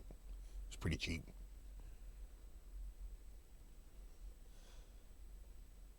I walked by your dad's old shop in Rossi about an hour ago. Really? Yeah, God. That was in the old Trethui Brothers block there on Washington Street. The barber shop was there. Yeah. God, that was so long ago.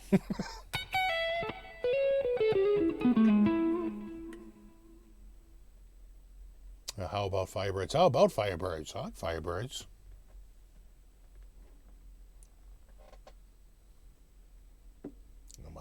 I'm out, damn it. Oh, if they can make an SG that isn't neck heavy, I might get one. Yeah, that's the biggest complaint about them, right? And a little neck droopy. That's because the neck is so far out from the guitar itself, right? There's not a lot of penetration into the body. So, it just hangs out there as this, this lever, pulling down. Yeah, I hear you. What PRS model are you looking at, Steve? Anything in particular? I kind of like the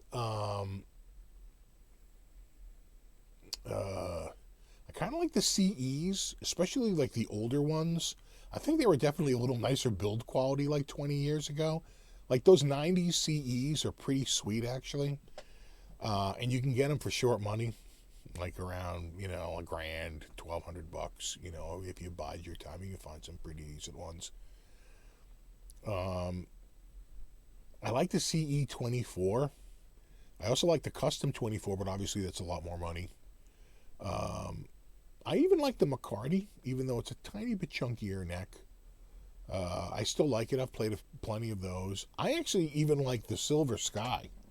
I don't know that I would buy a Silver Sky. If I could get PRS to send me one, I'd play it all the time. I really dug it.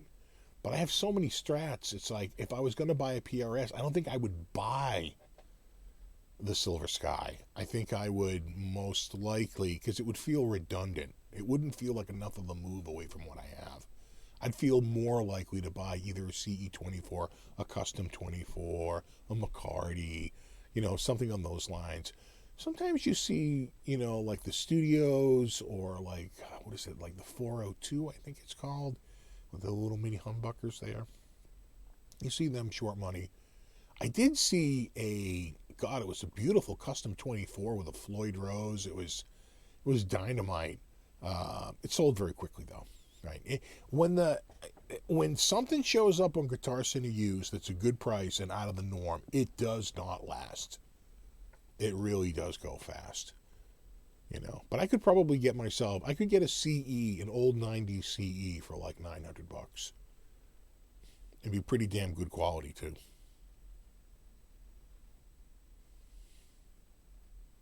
Thing about the CE is it's a little snappier than the set neck.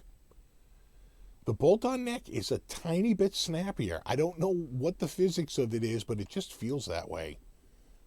It really does.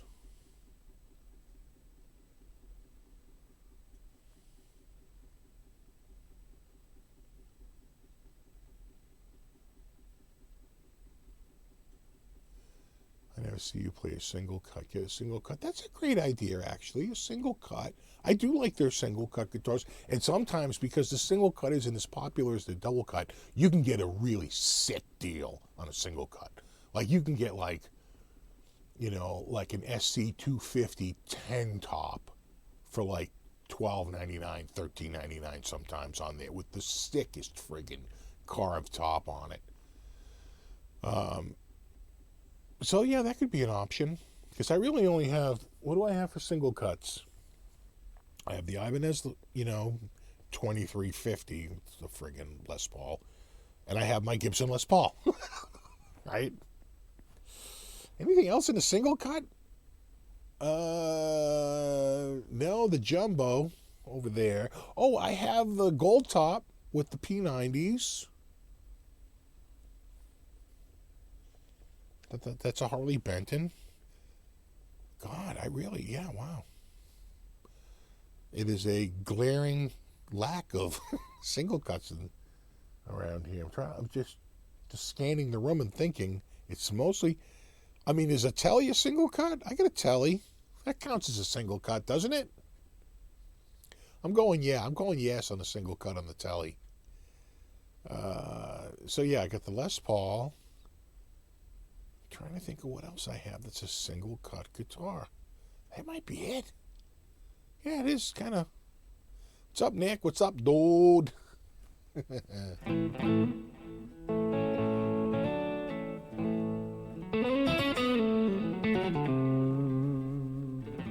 SC245.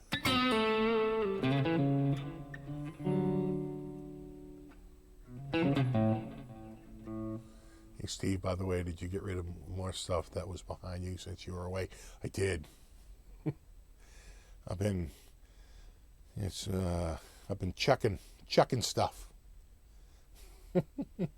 Yeah, I'd say a Telly is. Yeah, sure. Telly's a single cut. So I got one Telly. That's a single cut. I got the Ibanez Les Paul. I got the Gibson Les Paul. I have the Harley Benton gold top. That might be it. Hey, that's weak as fuck right there. Jesus. gotta work on that. So maybe I should go with the single cut. It's a beautiful carve. I love the carved top on the SC45. The 245. It's a beautiful carve. Yeah, it could happen.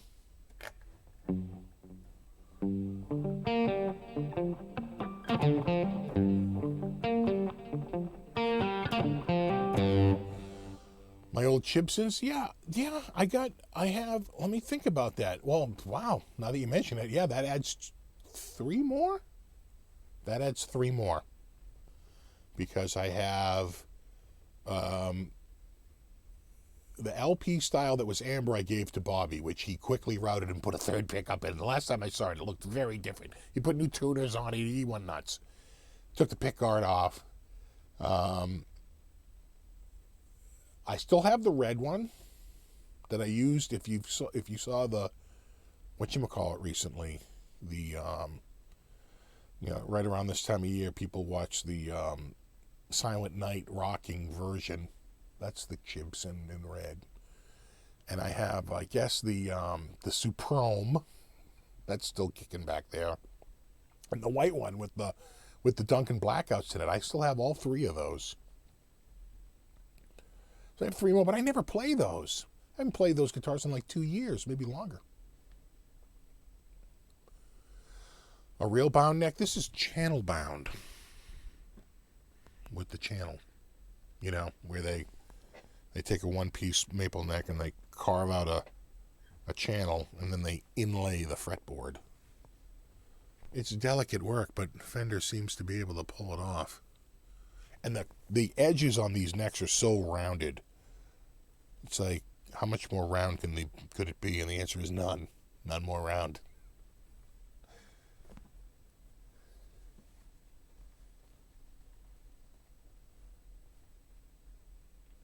Did you do any videos with your oranges? I did. I shot a... I got to go through all the footage, but I did shoot all the footage.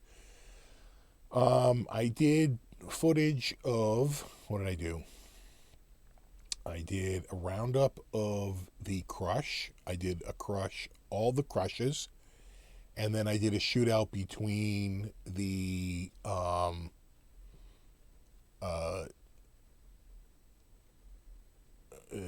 God, the Brent Hines. God, I couldn't think of his name. I think of his Heinz ketchup. The Brent Hines and the Dark Terror. I shot all that footage. That was like 2 weeks to shoot all that. So yeah, absolutely. As soon as I can get around to actually do it, you know what? I moved my server from over here. I had a server right here in this corner. And it was killing me. And I moved it on the other side of this wall. There's a wall right here. And on the other side of this wall, I moved the server. That means I had to clear up that whole other side. I had to buy a different switch. It was like, because I didn't have enough ports on the switch that was there. I had to buy like a 48-port switch. I got it going, though. It's all working, and I'm getting gigabit backbone, so it's pretty good. But that took up a lot of time just to move that out. I tried to move all the contents to another case, and it did not work out. I moved everything back to the case it was in. It's a better case. And so that was a huge waste of time. But it's made it a lot quieter in here with that gone. That was a constant drone in the background that was making me mental.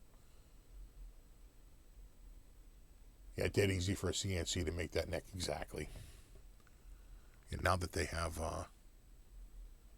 the tolerances in wood have basically finally come around to like what tolerances in metal were, right? That level of tolerance you couldn't get with wood, you could only get with metal.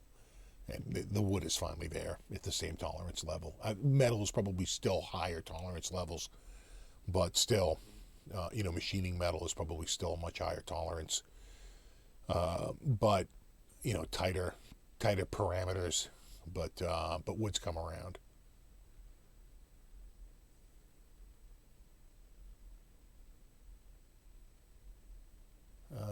What's in the box right there behind me? This one right here.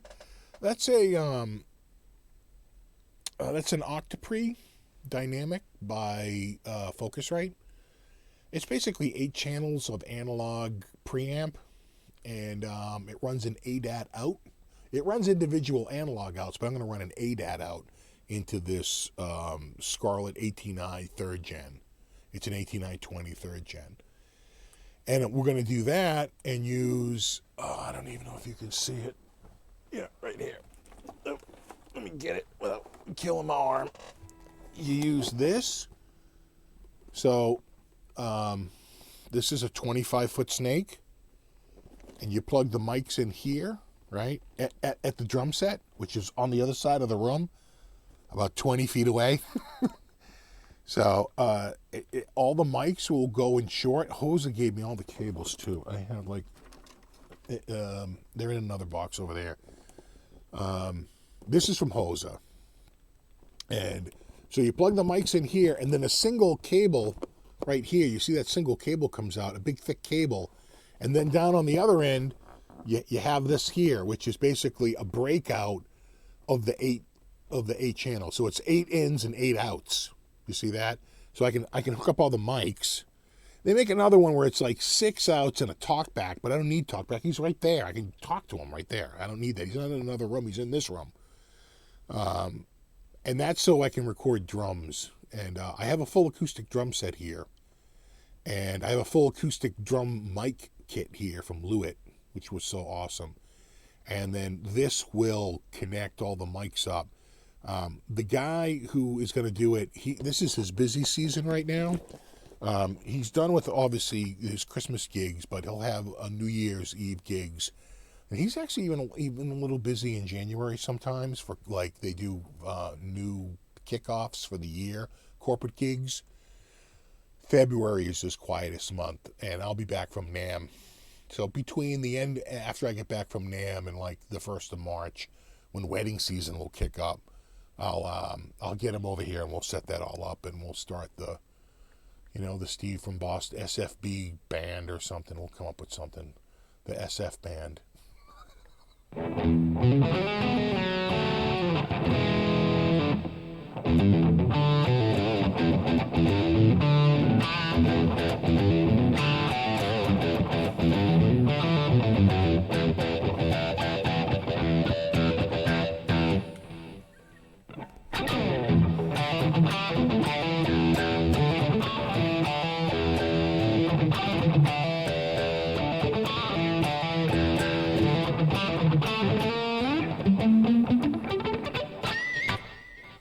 Is 2020 the year of your album release? It could be, because the Attic system is pretty damn kick-ass, and it gets me away from everyone. It gets, there's no getting away from everybody around here. It's like, it's so noisy and just disruptive. It's like you can't get, any time alone. So, yeah, that actually could happen. Making that Attic computer system, which actually just got finalized right before Thanksgiving, like the week of Thanksgiving. I had started it back in March, but I just did a little upgrade. I upgraded the video card from a GTX 1660 Ti to an RTX 2060, which is that's much better suited for Adobe Premiere. Adobe Premiere has a studio driver that can hook into it, where they can't hook into the GTX. Probably the GTX Super, but not the GTX Ti. I don't know.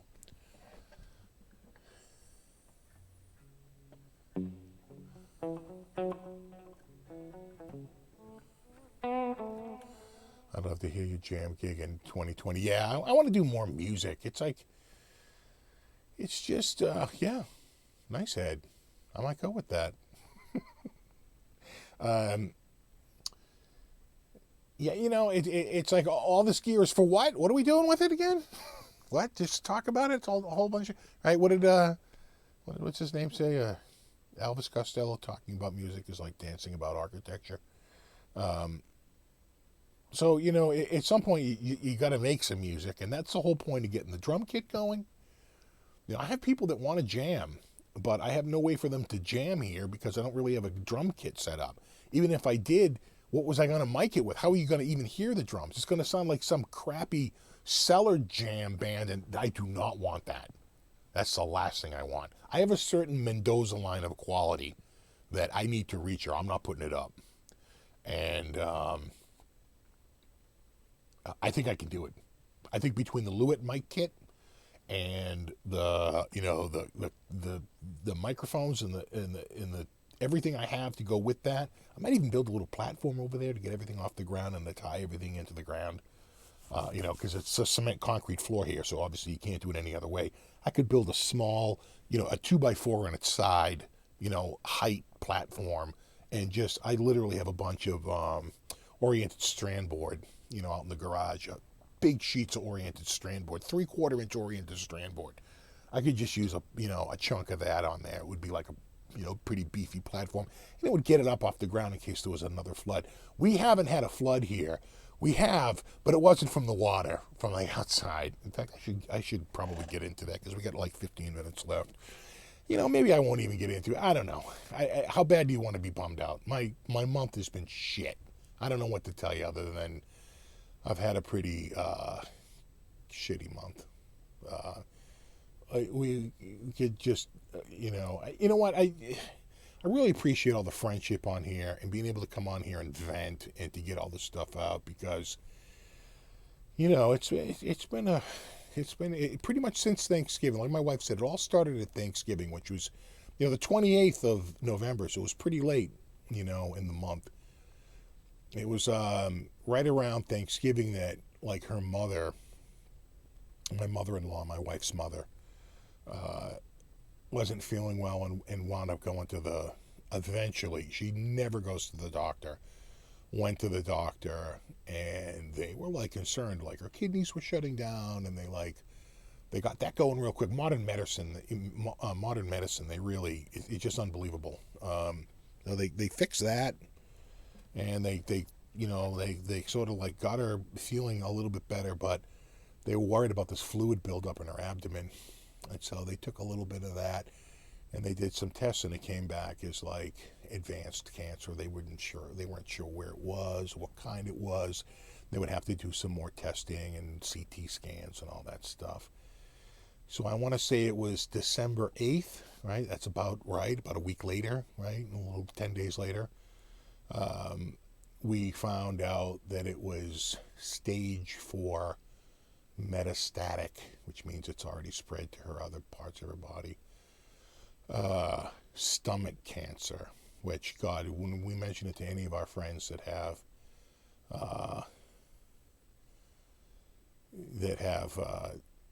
any sort of medical training, they're like, oh, that's the worst. That's the worst. So we didn't know what was going to go on with that. The doctor was like, you're 84 years old. Chemotherapy will only make you miserable and may even hasten your passing. You're really not equipped. You're too slight. You're too thin. She's very, very thin, extremely thin. They're like, you probably wouldn't survive it. It would just make you miserable. You, at this point, should just look at, like, quality of life for your remaining days. And I think at that point they had pegged her at, like, 6 to 8 months to live. Well, as we got, like, anyway, that was Sunday. We got that news of 6 to 8 months, and basically they weren't going to do any work. We got that on Sunday, December 8th. So the next day, December 9th, I was woken up by my wife screaming. She ripped open the bedroom door and yelled, Buzzy's dead. So Buzzy is my big cat, right? I have 2 cats. I have the little girl cat, and I have the much bigger boy cat. The little girl cat's 13. The bigger boy cat's 12. Or he was 12. And I jumped up. I got, that was Monday the 9th. I jumped up. I got dressed and ran downstairs, and she explained that she had got a text. Uh-oh. Did I lose my video? Uh-oh. I might have lost my video here.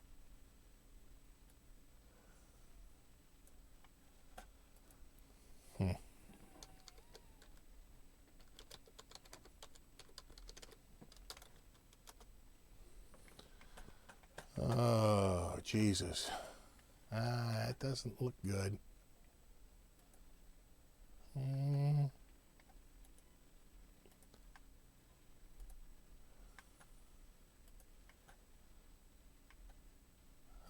Can you still hear me, though? Is the video frozen, but you can still hear me? Oh, wait, that might have come back. Did that just come back? That might have reset it. Hold on.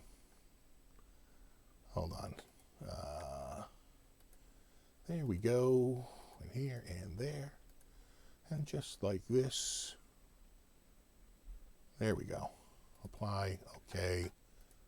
Okay. And I think I'm back again. Though I think my colors are off. Hold on. I can't deal with this. This is literally exactly how my friggin' month has been going. What you're witnessing now is basically how my month is going. Let me just bring that gain down just a hair. There we go. All right. Okay. So I jump up. I grab. She explains to me that she got a text from one of her friends in the morning that basically her yeah, it does look a little bright. She got a text from one of her friends saying she was out walking the dog in the morning, and she walked by, the front of our house and saw a cat laying on the sidewalk that looked a lot like one of our cats. And so I was like, oh, damn. So I grabbed a towel and a blanket, and we went out there, and there he was on the sidewalk. Oh, my dude, my little dude. Just heartbreaking. And wrapped him up and brought him up to the porch. He was frozen. It was, 6 degrees above freezing, and that's only because a warm front had been moving in. It was snow on the ground. It was like 10 degrees a couple of days earlier. And so I was like, oh, my little dude. And he looked like he had been hit by a car. He most likely was hit on his hindquarters. His hindquarters looked a little fucked up. For the most part, he didn't look bad. He wasn't bloody or ripped up or anything. I thought he might have been a victim of an animal attack, but he had nothing like that. I think he was hit by a car. He made his way to the sidewalk where he succumbed to his injuries. And so it was just like, that was a gut punch. That was just a major gut punch, just so suddenly. I'd seen him like literally, this was around 7 a.m. I went to bed at 2 a.m. and let him in. And my wife got up at like 2:30 and let him out. And so I had just seen him like 4 or 5 hours earlier. And that's what just kills you. And it was just such a bad morning. So the ground was too frozen. We couldn't bury him. We wound up calling the animal hospital that we take, his vet. And they were so freaking good. And they said, oh, we can, you can have him cremated. And we were like, that's great. And so that's what we did. We sent them off, and we paid extra money to have him privately cremated instead of, basically they throw a bunch of animals in there and do them all together. And they just certify that your animal's been cremated, so that it's been properly disposed of. And we said, no, we'll pay more money and have him privately cremated, and we actually get the ashes back. So we did that. That was like Monday that happened. Wanted to get him out of here before the kids got home from school. It was tough telling them that he had passed. It was such a shock to them. And then that was Monday. Tuesday, nothing really happened. Wednesday, I was so friggin' depressed between the cancer news and the cat suddenly passing. And we wound up going to my son's concert, right? So this is like probably the 11th. And we go to my son's concert, and that made me feel so friggin' good to go to that show and watch that show. I gotta say, it was the Christmas show, and it was all the Christmas stuff, and it was just like, it cheered me up a little bit, I gotta say. And so we got out of the Christmas show at like 9 o'clock at night. We left to go there around 6:30. We get back, and my wife we're going down the basement. And she goes, the basement's flooded. I'm like, what? She goes, yeah, there's water all over the floor at the bottom of the stairs. And I'm like, oh my God. I'm like, wait a second. There's snow on the ground. There's no way this water is going into the basement from the outside. And I look over, and it's my hot water heater. Has basically lost its lining, and water is gushing out of it. And you could tell because the water was not warm, but not ice cold either, right? The water should be pretty much ice cold, right? So cold out, and it's not. So I'm like, all right, well, there you go. There's your answer. Turn off the water supply to the hot water heater. Call a buddy of mine. And I said, we got to put a hot water heater in. He's like, all right, we'll handle it. No problem. He's like, why don't you go get the hot water heater, and I'll come over in the morning and I'll help you put it in. I'm like, it sounds good. Went up to Home Depot, bought the hot water heater. We got it down here into the basement. It's heavy. Got it down here through the back hall. We open it up, and there's a big fucking dent in the side of it, pierced all the way down to the insulation. You can see the insulation. I'm like, oh, you got to be kidding me. And he's like, what are you going to do? I said, it's just glass line. This thing took a header. There's no way I'm taking this thing. I'm going to be back. Once I fill it with water, they're not going to take it back. We got to get this back up there right now. So we went back up to Home Depot, and of course they're out of stock. That was the last one. So we drive all the way down to this other one, which actually isn't by miles that far, but it's in Boston. And once you get it down that area, it's just busy, right? And we're going there between like 4 and 5 p.m. So it's just ballistic. It's like 45 minutes to go 8 miles, and turn around and come back. And, it's just ridiculous. And we get the new one. We go in and we exchange it for the new one. We get out to the car, and the Home Depot guy's trying to get it in the back of the car, and man, he is shoving it in there. I'm like, dude, you bet, careful. We get that one back here. We open it up, and as he was shoving it in the car, he sheared the control panel completely off the side of the hot water heater. I mean, just smashed. My friend goes, you cannot use this. You literally have no controls. He's like, this thing is ruined. Okay. All right, don't forget, this has been all day. Okay, let's just pack it up. Let's pack it up. Let's bring it back up to Home Depot. We bring it back up to Home Depot. And they have one more in stock at the other one, but it's up in like inventory. They don't have it down. So we say, okay, let's we'll do an exchange, and I'll get that. He says, I'll pick that one off the top shelf. We'll bring it down. I'll have it for you here by 9 a.m. tomorrow morning. I'm like, perfect. My friend leaves. I still got no hot water. And he comes back the next morning at 9 a.m. and we get it, no problem. And we get it home, no problem. And this one's much better condition than the other two. The other boxes were kind of beat up. This one's like mint. And of course, we open that one up. It's fine. It's fine. It takes like the day. And we put it in, and it finally something going right. We finally get hot water back, and everything's going. And it's like, oh, thank God. So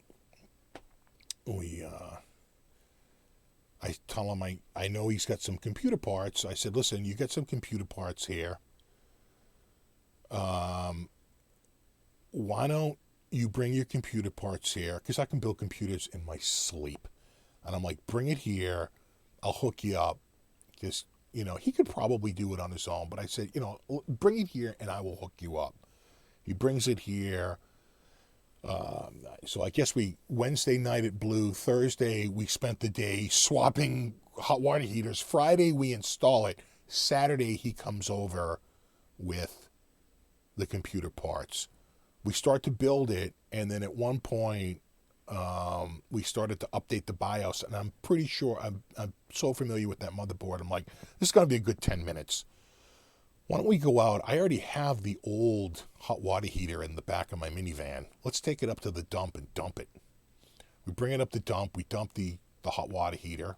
We get back to the house. Now it's time to install Windows. I kick off the Windows install.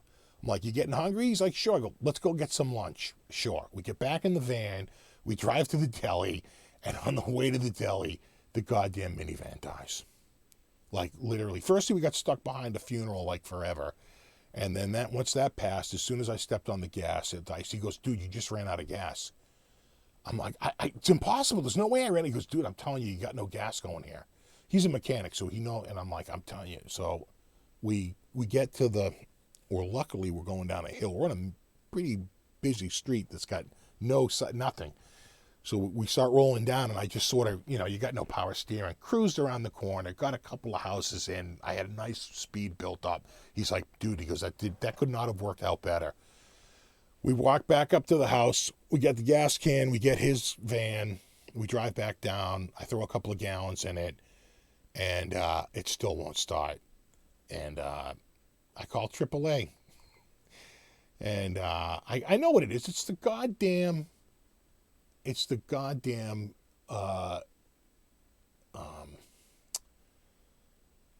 fuel pump. It's the fuel pump. So I'm like, whatever. Just call AAA. AAA guy shows up. He picks up the van. We take the van back home. And the van's dead. The van isn't coming back. So I'm probably just going to junk it. I could probably get $100, a couple $100 for the van. It's so old. It's all rusted out. I don't even care. So it was right around that time that we found out that they're not really even going to put my mother-in-law in rehab. They're pretty much putting her straight to hospice. And so she wound up just going home, and things have deteriorated, since then, as you would imagine. She's still going, and, but we've had to drive. They live about an hour away. My wife with me, or my wife and my daughter have had to drive up there like literally every day, pretty much since the start of the month. So, that takes a lot. She went up and visited her today on the way up to Vermont. She's going to miss her tomorrow. It'll be the first time she's missed going there in like 30 days, or the second time in like 30 days. And then she's going to see her on Monday on the ride back. And they sort of downgraded her to from 6 to 8 months to sort of to 3 months. And I know that sounds cold, but believe it or not, in American healthcare, outside of America, it's different. But in America, that really opens up on Medicare, a lot more benefits. It's actually a good thing. As weird as that sounds, because she gets better pain meds and all this other stuff. So that was going on. My wife and I were just this month couldn't get any worse. And then on Christmas Eve, we went up to see my in-laws. And that went as well as could be expected. And then we went out to dinner at the Burlington Mall, and we came out in my wife's Cadillac that she bought in May. Someone took out one of her rear lights. Her car got clipped, hit and run. Someone took out the corner. It's really, the damage isn't bad, but it was enough to break the tail light. And, sort of slightly bow, the corner in. And she was just like, I can't even get upset at this point. She's like, what, just throw it on the pile of shit that's gone wrong this month. So anyway, that's where I'm at. That's why I sort of haven't even been on here. The whole month has just been shitty. Christmas was pretty weak for the kids this year. We just didn't have time. It's just, my wife's been beside herself with this whole thing. So anyway, that's been my December. And it's just, look, it is what it is. You just take each new thing that comes up. So I'm hoping that 2020 is going to be better, because 2019 was great up until about 6 weeks ago. It's all just taken a header since then. Before that, things were actually going pretty well.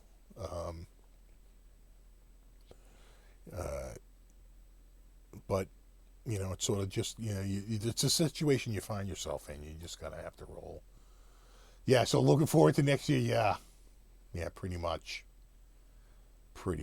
So anyway, Cadillac Stevens Ritchie's behind it. No, she actually, when we bought it, it was under 20 grand. It only had 17,000 miles on it, and we were like, we couldn't find another car for that kind of money.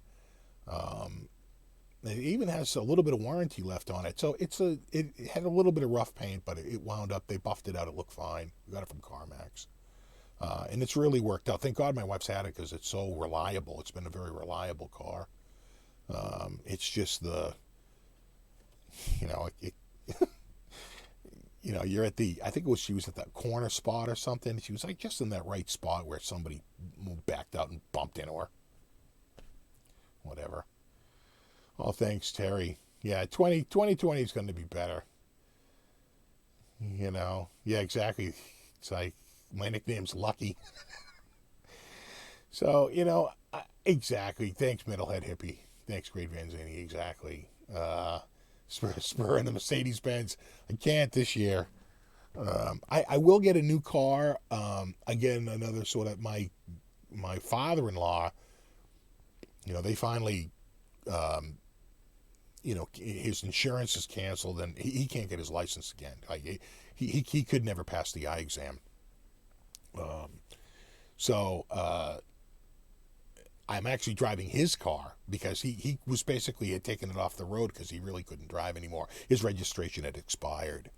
So he wasn't going to spend the money to re-register it again, and we wound up just driving it down here, and he signed the title over, and I wound up so it's a 2004 like Chevy Impala, but it works. It gets me from point A to point B. It'll get us through until May, and then we'll probably look to get maybe another car around then if we can.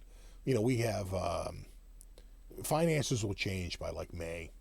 It'll make it easier for us, to do something. So, thanks, Fezler, man. I appreciate it. I really feel bad for my wife. That's really the one, and my goddamn cat. That was such a gut punch. Anybody out here who has lost a pet knows what I'm talking about. You're with them, and again, we had another cat that was really sick, and she died after 2 weeks of, she started getting worse and worse, and then she had trouble walking. We took her to the vet and spent $1,000 trying to figure out that she pretty much wasn't coming back, and we wound up having to euthanize her. And that hurt, but that we almost could handle a little bit better than finding your cat out on the goddamn sidewalk that you had just seen hours earlier and was fine.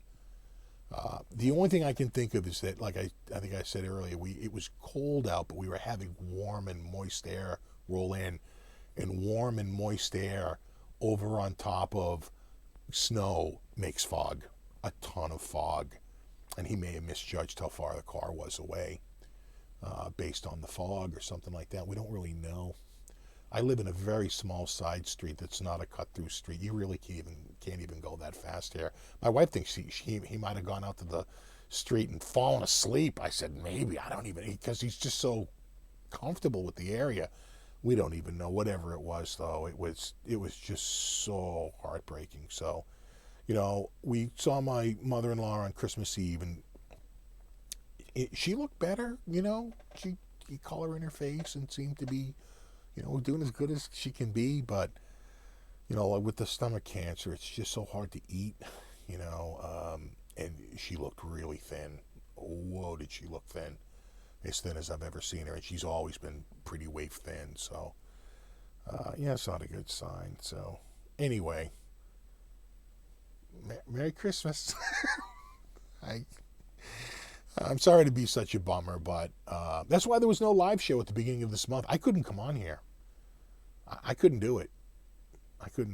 I was just too broken up about the loss of the cat, about all the news, because that was particularly, just upsetting. And then the, all the news about my mother-in-law, and it was just too much. I couldn't do it. So I just built up the courage to the end of the month. And that was it. Oh, thanks, Metal God. 2020 will be awesome. Steve will get the chain with Giovanna Massa. That's a nice prediction. I hope that prediction comes true. I hope so. You know what, guys? I really, for anyone who stuck through all that nonsense that I just spewed out, which, means the world to me. I appreciate you sticking it through, listening to that. It feels good to talk about, because, who am I going to talk about it with? I don't really want to get into it with my kids, because, they're kids. They don't, this isn't their burden to bear. And whenever you talk to this stuff with them, they whether you want to or not, they feel some sort of burden by it. So you don't even get into it. And then, of course, my wife is, we talk about it nonstop, but, there's only so much you can do. We've said it all. We've said it all 1,000 times. So it feels good to actually talk to you guys about this and get this out a little bit. Anyway, I appreciate it. Love you guys, and I appreciate everything you do for me.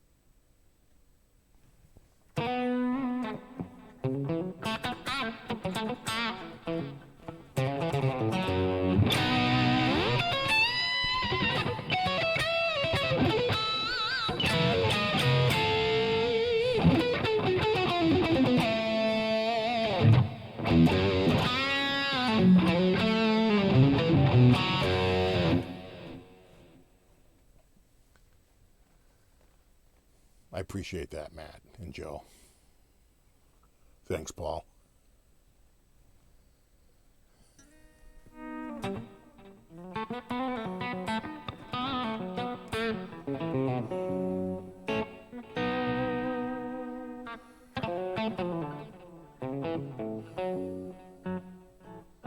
Thanks. Yeah.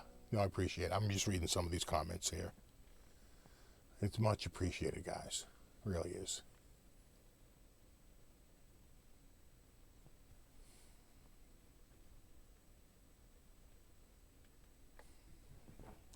All right, dudes. Well, I should probably call it a night because it's 9/11 and I think my son's probably staying upstairs because he knows I'm doing a live show. So I'll let him out of prison. His self-imposed prison. Oh, I heard him walk down a few times. He probably came down and said, "Oh my God, I think he's having a live show," and ran back upstairs again. So I should probably call it a night. I appreciate everything for 2019, and I'm looking forward to hanging out more in 2020. And, I'm sure I'll be doing live shows, more consistently and putting out videos more consistently. I've shot so much footage. I have so much footage from 2019 that I haven't packaged and put out yet. I'll be doing that. So we'll get it all out there. Thanks, Mark. I really appreciate that, guys. Thanks, Gary. It's much appreciated. No, you rock. All right, dudes. I'm gonna call it a night. Again, thanks for hanging out and listening to me babble especially these last 20 minutes or so. It's really appreciated. I'll do another live show. And when would my next one be? Probably, well, it could be as soon as the 4th. We'll see. We'll see what's happening that weekend. Yeah, better days are coming. Thanks, Terry. Thanks, Mr. BHB. I really appreciate all that. I really appreciate it, guys. Yeah. I appreciate that, Mark. I really do. No, you rock, Strat Tom. And greetings from Boston. I appreciate that. All right, guys, I'm gonna call it a night here. We had one technical. My camera froze once, but we seem to get it back, and I'll take it. All right, dudes. Where do I go? I go right here, I think. Okay. It's this new version of the software, the YouTube. God. Get me. All right, dudes. No, you rock. As always, thanks so much for hanging out, and I'll see you guys in the next one. And I appreciate all the support tonight. I really do. All right, guys. Have a good one. And rock on.